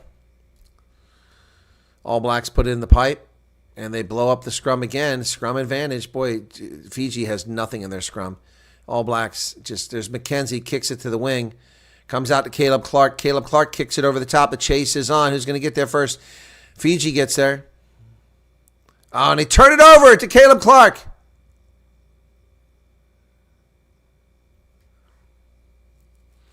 He's in front of the ball. Caleb Clark is like, what's going on? Well, nice pass. That's an NFL pass there, man. Overhand. Caleb Clark throws that thing 30 yards, 30 meters, I should say. Collapsing the scrum. They're going to come back because they were in front of the player there. So illegal wheeling. So it'll be the All Blacks kicking from over here from around their 10-meter line. McKenzie. And so he's going to kick it for distance. He does. Let's see where the mark is. It's going to be out past the 10-meter line, so not much of a gain here. 6 penalties on Fiji, 3 on New Zealand. So not a lot of penalties called in this game. Could have been more. Fiji was cheated out of a try on a high tackle in the corner. Fiji has another substitution. Number 20 comes in for number 7. Salawa goes out, and he's replaced by Kanakavata. Line-out success for the All Blacks, and they go into a maul, and they drive forward immediately down to the 10-meter line. Still going. Almua at the back of it. Fiji swimming around it. They better get out of there. All Blacks, it slows down now. Call to use it once. It's handed back to Blackadder. He's still got it. And Hodem tries to dig it out of there, but then he does, and he's buried, driven back to the 10-meter line. Great tackle by Fiji. Ball's on the turf. It's available for the All Blacks. Rolls around. Picked up by Almua, who's had a heck of a game at hooker. They go wide out there. Sevu Reece, the try scorer, dancing. He offloads it. Almua again. Boy, we keep calling his name, don't we? Pick and go. Here goes Sevu Reece. Inside the 22, he offloads it to Hodem. Hodem throws it wide to Artie Savia. He does a dummy, but doesn't trick anybody, but nonetheless still gains about 6 meters. Artie Savia is a warrior. Hodem. Oh, what a hit on McKenzie. Oh, man. They come wide to Caleb Clark on this side. He's going to run the corner. Caleb Clark, and he's in. Boy, McKenzie took a shot. We're all watching the shot that McKenzie took. And Caleb Clark gets a brace of tries for the All Blacks. Wow.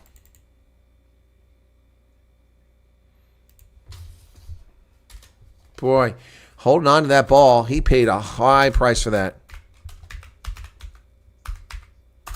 Caleb Clark got the first try and now this one. Man, Artie Savia got all this going over in the corner there. Boy, McKenzie got hit hard.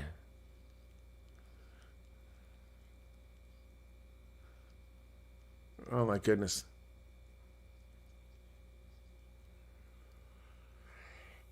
Huh.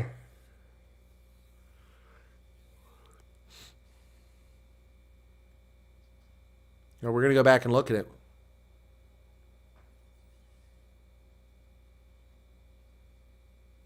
TMO. Situation. You're telling me that there's a They're gonna be takeout by a holding on New about Zealand player, which opens the space up. Ooh, they took out a player. I didn't see that. It's on the 10-meter line, mate. 15 meters from touch. I'm going to show you the best angle. Okay, let's see it. That's what freed him up. So that may come off the board. Going to look in terms of open up the space for Sevu Reece, I think, to go through the middle of the park. So let's see it. An All Black player holding a defender. I guess this is what we're going to have a look at here. No, 18 went number in and 17. under. Oh, He yeah. needs to be straight. Yeah, he I think disappeared this is into fair the enough, isn't it? Hang on, let me watch this. He's not bound. He's Deal not with that bound. after. He's We'll not speak part to of you the ruck, afterwards. so he's Assume been that that's illegally already taken happened. out. So we're looking at the action. So as he's trying to get out. It's here, mate, yeah. He's backing away and not looking to engage. So he's not in the ruck, and then he's tackled to the floor there. Tackled to Yeah, the but he's floor. being And held they run down. through that space. Correct. Okay, so it's no try because it's an obstruction. Back for the penalty. Yep, okay. Now, I think to be Poor fair, old David 10 McKenzie, metres that's all I've got to say. He 10 metre took line, one 15 metres from big touch. time to create a try, and now it's been... Yeah, Damon McKenzie took that big hit for nothing.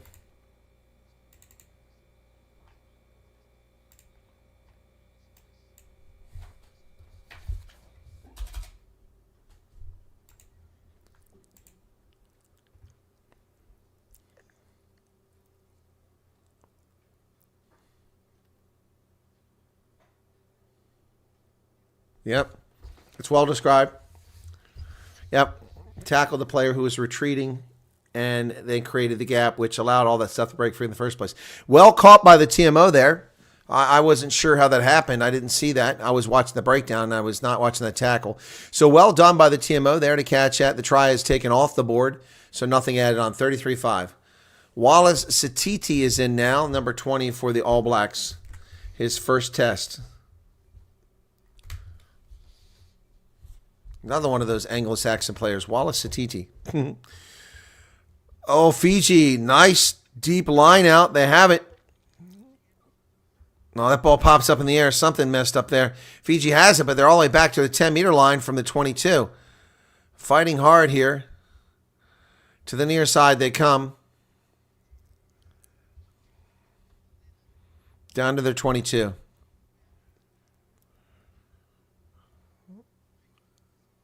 Oh, Fiji's got to be careful getting off their feet there. Right off the face of the player who just came into the game. Now the All Blacks have numbers on the near side. After that knock on. Still, oh, what a tackle there. Fiji. Hodem breaks through over midfield. Still dancing. Hodem down just short of the 10-meter line. Bowden Barrett digs it out in a roll scrum half. Mackenzie in the middle of the pitch. He offloads it. There's a gap in the middle for Leonard Brown. He's off. No. Tupavai. Oh, and then Blackadder loses a forward. Playing the ball on the ground. So tap and go. Fiji's off and running. One of the big front rowers decides to take off and run. Mata was the ball. So Fiji with the ball now.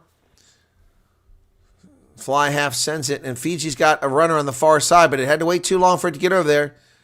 It's a team captain. Fiji needs some breakaway here. 57 minutes off the clock now. Just 5 points at this stage. The fly half kicks it forward. The ball bounces, but it takes a positive bounce from Mackenzie of the All Blacks. He's got it. Bowden Barrett now kicks it over the top. He's looking. He found some space back there. Nice tackle there by Sevu Reece. Gone off Sevu Reece's hand. So Fiji will get it back.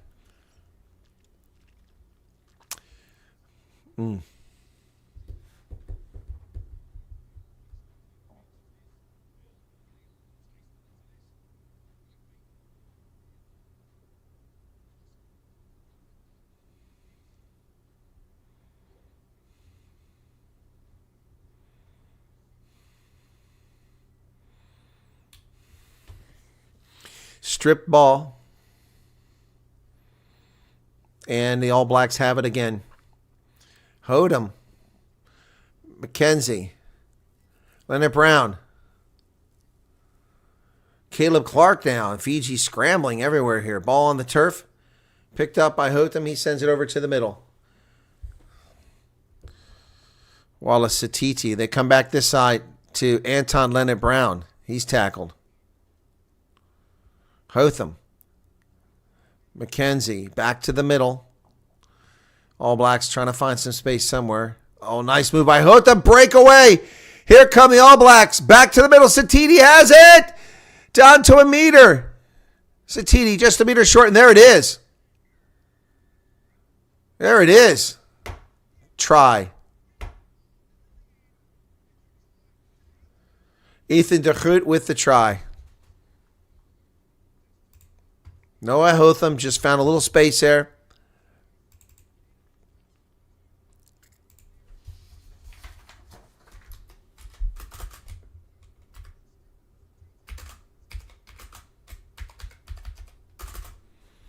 Ethan de Groot with the try.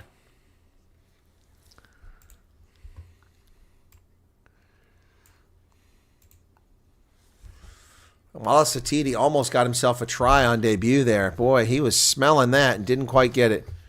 Then de Groot gets it. Should be an easy kick here for Mackenzie. 40-5 it is.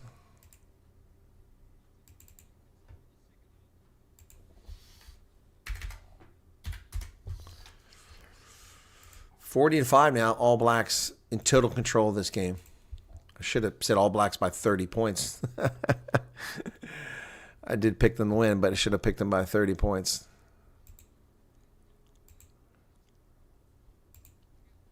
Sam Dari comes in. He's in now at lock. He's going in for Sevu Reece. No, that's not right.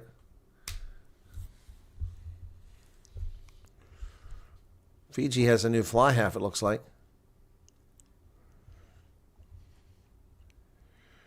Kicked it down to the 22 where the All Blacks have the ball. Looks like a maul being set up here. Now they're driving forward. It is a maul. Last 20 minutes of the contest.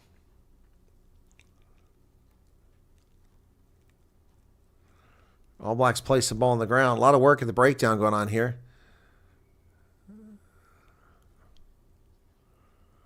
Knock on. Turnover.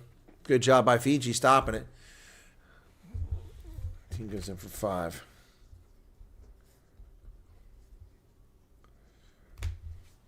So All Blacks getting some more. 1, 2, 3. So 4 guys today. Tosi comes in now, number 18. His first one ever. So Fletcher Newell goes out. So Tosi, that's 1. George Bell's the only one I haven't seen yet. 1, 2, 3, 4, 5 debutants have gotten their getting bloody now. So that just leaves George Bell, unless he slipped in. I didn't see him in for the All Blacks. So they're blooding. Okay. Muntz is in for, yeah, so I did see that change at fly half for Fiji. So Isaiah Armstrong is out, and he's replaced by Muntz, 22.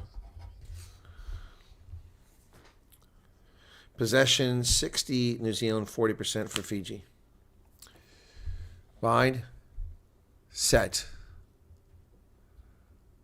An advantage because the whole All Black front row collapsed.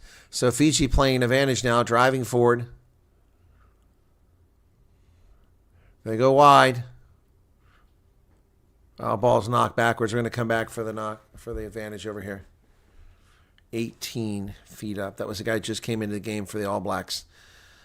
Basilio Tosi, another of those Anglo-Saxon names, goes down.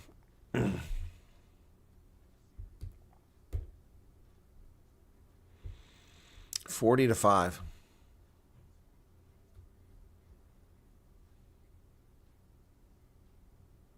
Front row collapsing.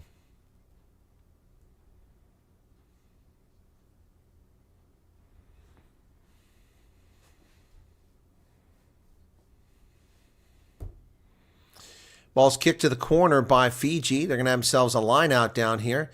Chance to get some points on the board. Bowden Barrett's still out there. His 125th cap. Down to 3 viewers. Must be people falling asleep. Just 11 likes. Wow. Line out successful for Fiji. They're into a mall. At the back of that mall is Ikanavieri. Still driving. Now they go forward. Ball comes flying out of there. Picked up by the scrum half. Almost breaks free. He dumps it back to the number 18. Replacement front rower. They're down to just 2-3 meters. And over the ball is Fiji. And the All Blacks win a penalty.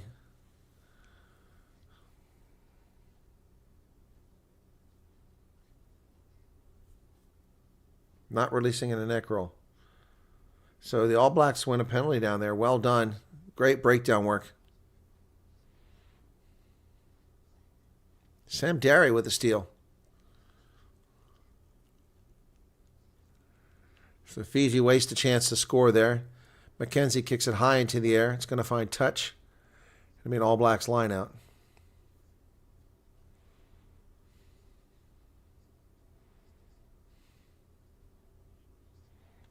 Debut test. He gets he jackals the ball 5 meters out. Now the All Blacks. George Bell gets his test match. He's in. Amua goes out. So now all the debutants have made an appearance for the All Blacks, and a lot of them are on the pitch right now. In fact, they're all on the pitch right now, including Billy Proctor.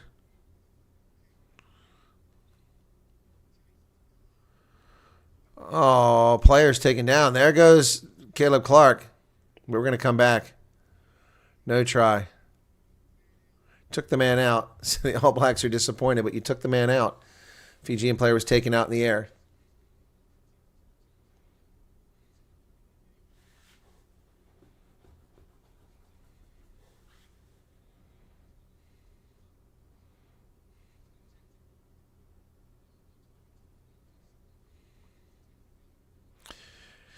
So Muntz kicks this ball for Fiji, looking for some space there. Where will we get it? Nice kick. Where's the mark going to be? Outside the 22. It'll be a line out. It's a good kick. Takes Fiji back down to the 26 meters away. Oh, he took out the player, yeah. Fiji line out successful. The last time they were down here, they got nothing.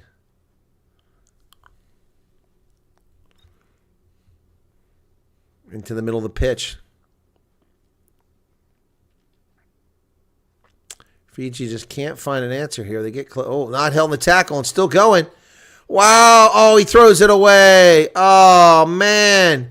Fiji had something going there with Kanavata, and he threw it away. But Fiji gets the ball back. Here comes the new Muntz. Fiji still going strong. Driving forward, down to 5 meters over here is Fiji. Chaos out here on the pitch. The All Blacks trying to adjust defense. They're down to 4 meters now, not releasing. And a penalty against Fiji for not releasing.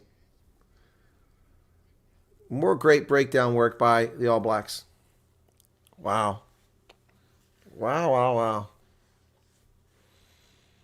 Beauden Barrett kicks it down the pitch. It's a nice clearance kick by Barrett.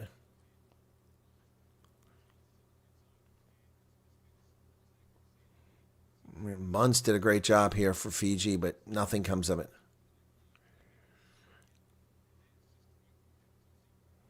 Tosi, the debutant. So the debutants get 2 steals. Great work by guys coming in at the lock position for the All Blacks. Got a substitution going on here.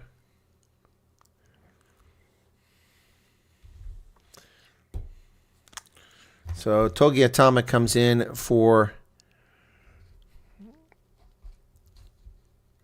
Fiji, and that clears out their bench. George Bell in his debut, first line out for him. For New Zealand, he throws it deep, nicely done, and the All Blacks are into a maul. They start moving forward about 2 or 3 meters, still going forward. Bell is at the back. Hodem's back there to get it. Call to use it once as it slows down. Hodem kicks it over the top. All Blacks give chase. And it goes off the arms and then regathered by the Fijian player. He places the ball. Oh, nice pass.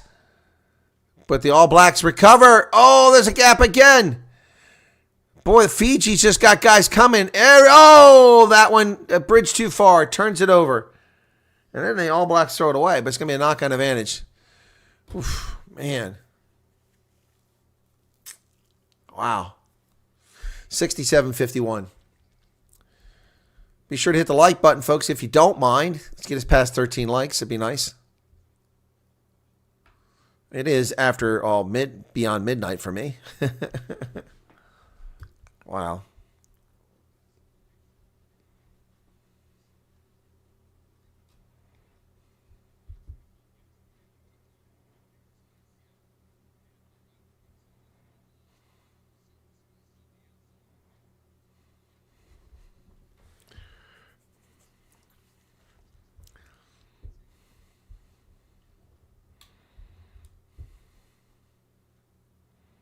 $68 minutes, 34 seconds.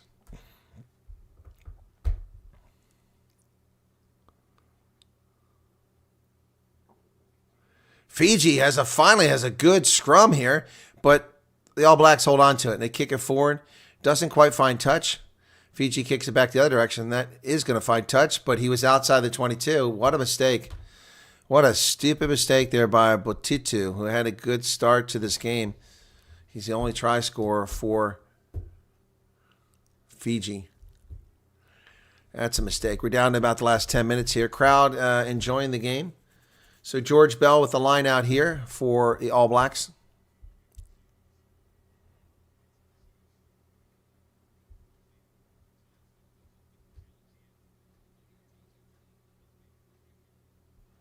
Successful line out. We get it to Barrett.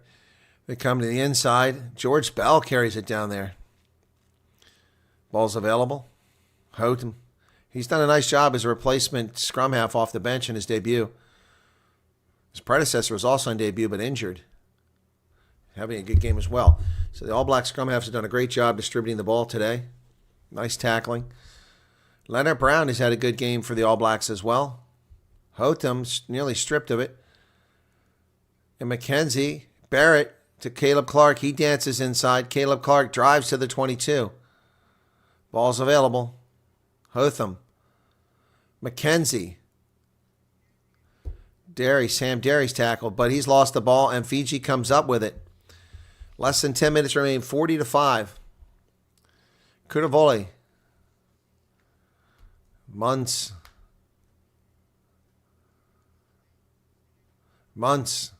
Here comes Fiji to the near side, and they get it out on the wing. Oh, they left it behind, but it's picked up by Munz. He cleans up the mess. Gets him over the 50-meter line. And here come Fiji. They break through. They go back to the middle. Team captain drives through, working towards the 10-meter line. A lot of work by Fiji. Not much reward coming here. Munz again. He's played brilliantly for Fiji since he came out there.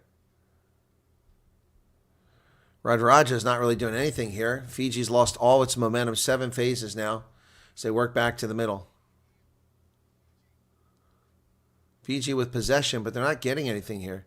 Why is their physio out on the field, running around obstructing the play? Get off the damn field.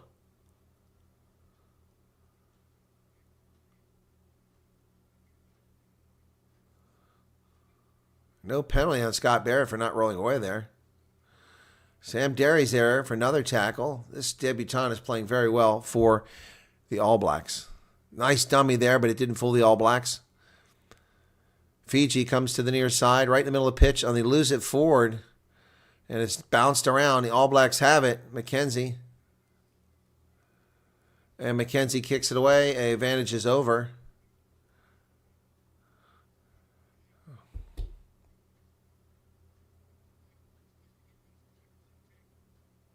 Well, Wainagolo being tackled, passed that ball off, and it goes into touch. Beauden Barrett can't chase that one down as it goes over the bench.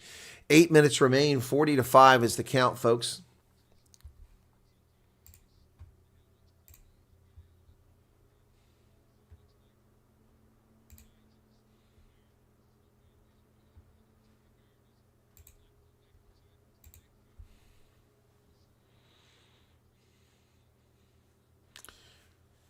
Jordy Barrett comes into the game. Replacing Beauden Barrett.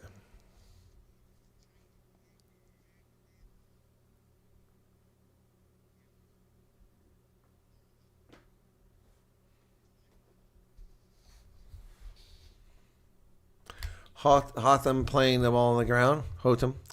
And so Fiji gets a penalty. Muntz kicks it. He's played brilliantly since he came on. And it'll be Fiji one more chance. His hands in the ruck there from playing the ball on the ground. It's going to be about a 17-meter line out for Fiji.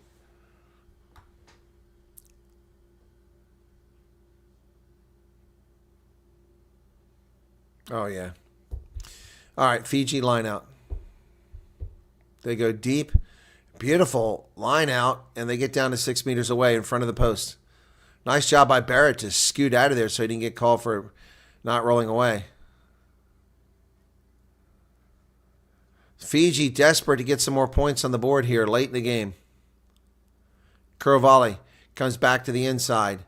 They carry forward, but driven backwards by George Bell on debut. And now they're going backwards and they knock it on. And here comes McKenzie down the sideline. There's no one there. Oh, wow. He got the ball away to Sam Derry and Hodem. So the All Blacks still in business here. McKenzie back into play. All Blacks want to go all the way across the field where they've got numbers. And there's a gap in the middle. Proctor. Haven't called his number since the first half, but he had a great first half. Here comes Barrett on the outside. Jordy Barrett down the sideline inside the 22. He offloads, but it's a poor pass behind him.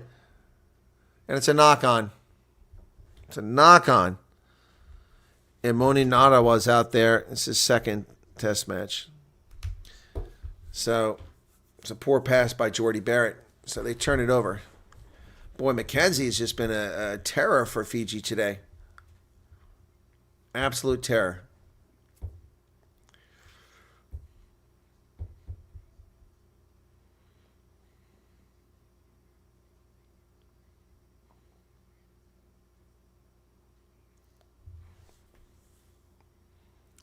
Jordy Barrett played better than that. He's a talented player.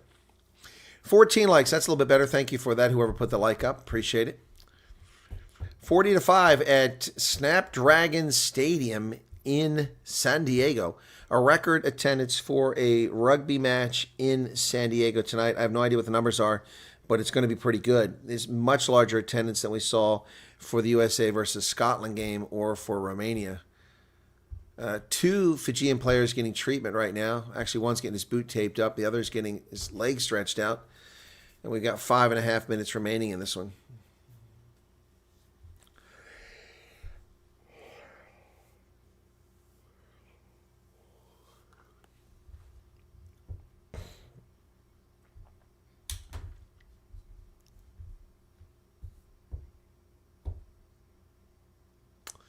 Territory 57% now for New Zealand. It's been trimmed back a little bit. 74-34. New Zealand's had 12 visits inside the 22. Fiji just 7. 130 carries for New Zealand, 84 for Fiji.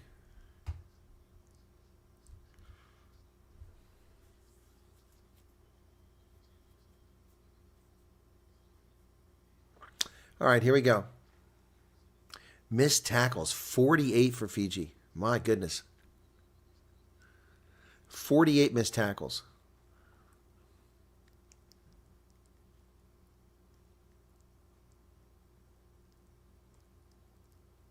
Fiji puts it in the pipe. They bring it out. That's a good scrum. Fiji's scrum has improved here in the last part of the game. It was terrible for the first 60 minutes plus. Call to use it. Butts with a clearing kick. And he finds touch.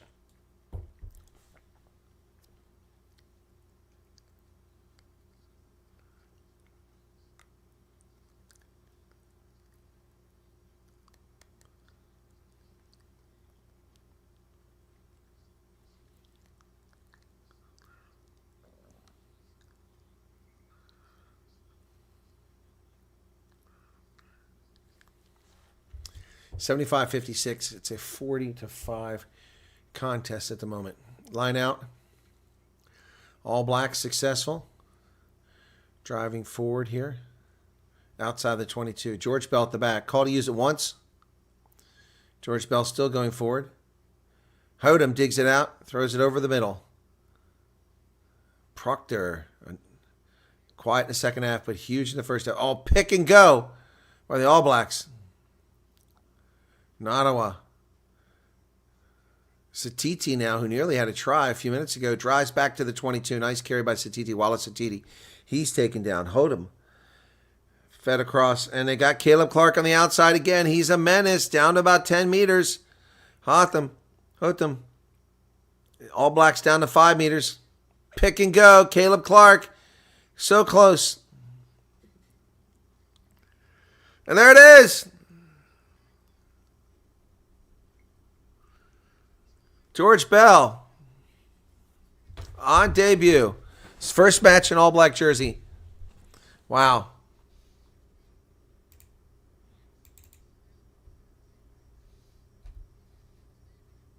Hey, Renew Mind, how you doing?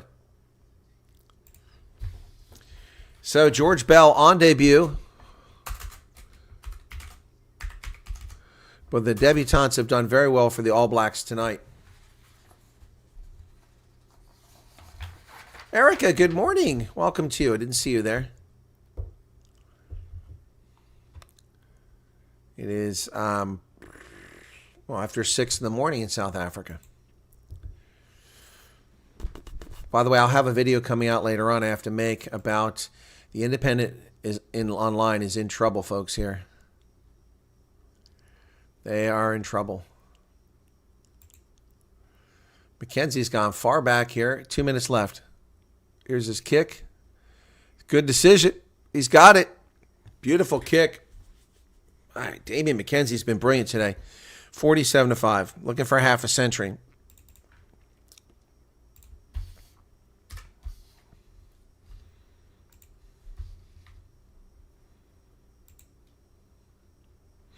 So we're down to a minute and a half left in this contest. It's been All Blacks all since about the 15th minute. Fiji tries to steal it, but the All Blacks come away with it. Satiti feeds it back to Derry and knocked on by Narawa. So it'll be a knock on. This scrum will kill most of what's left of the clock. Just a little over a minute left here.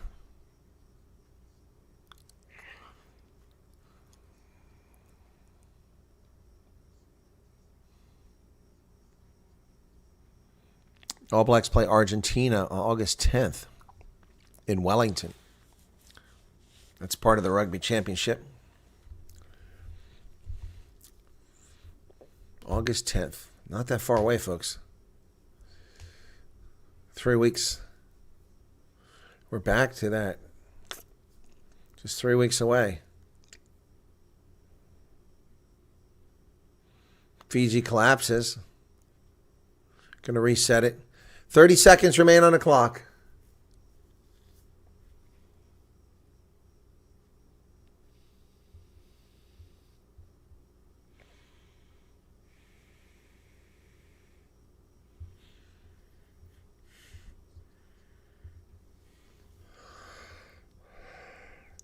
Last 10 seconds.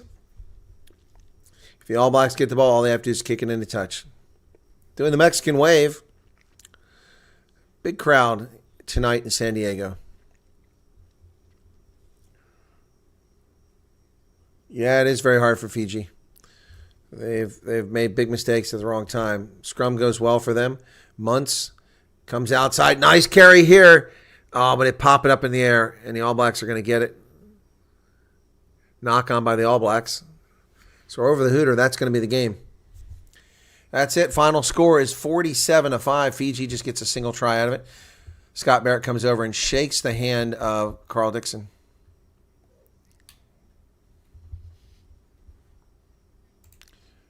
$30,000 is what they're saying the crowd is.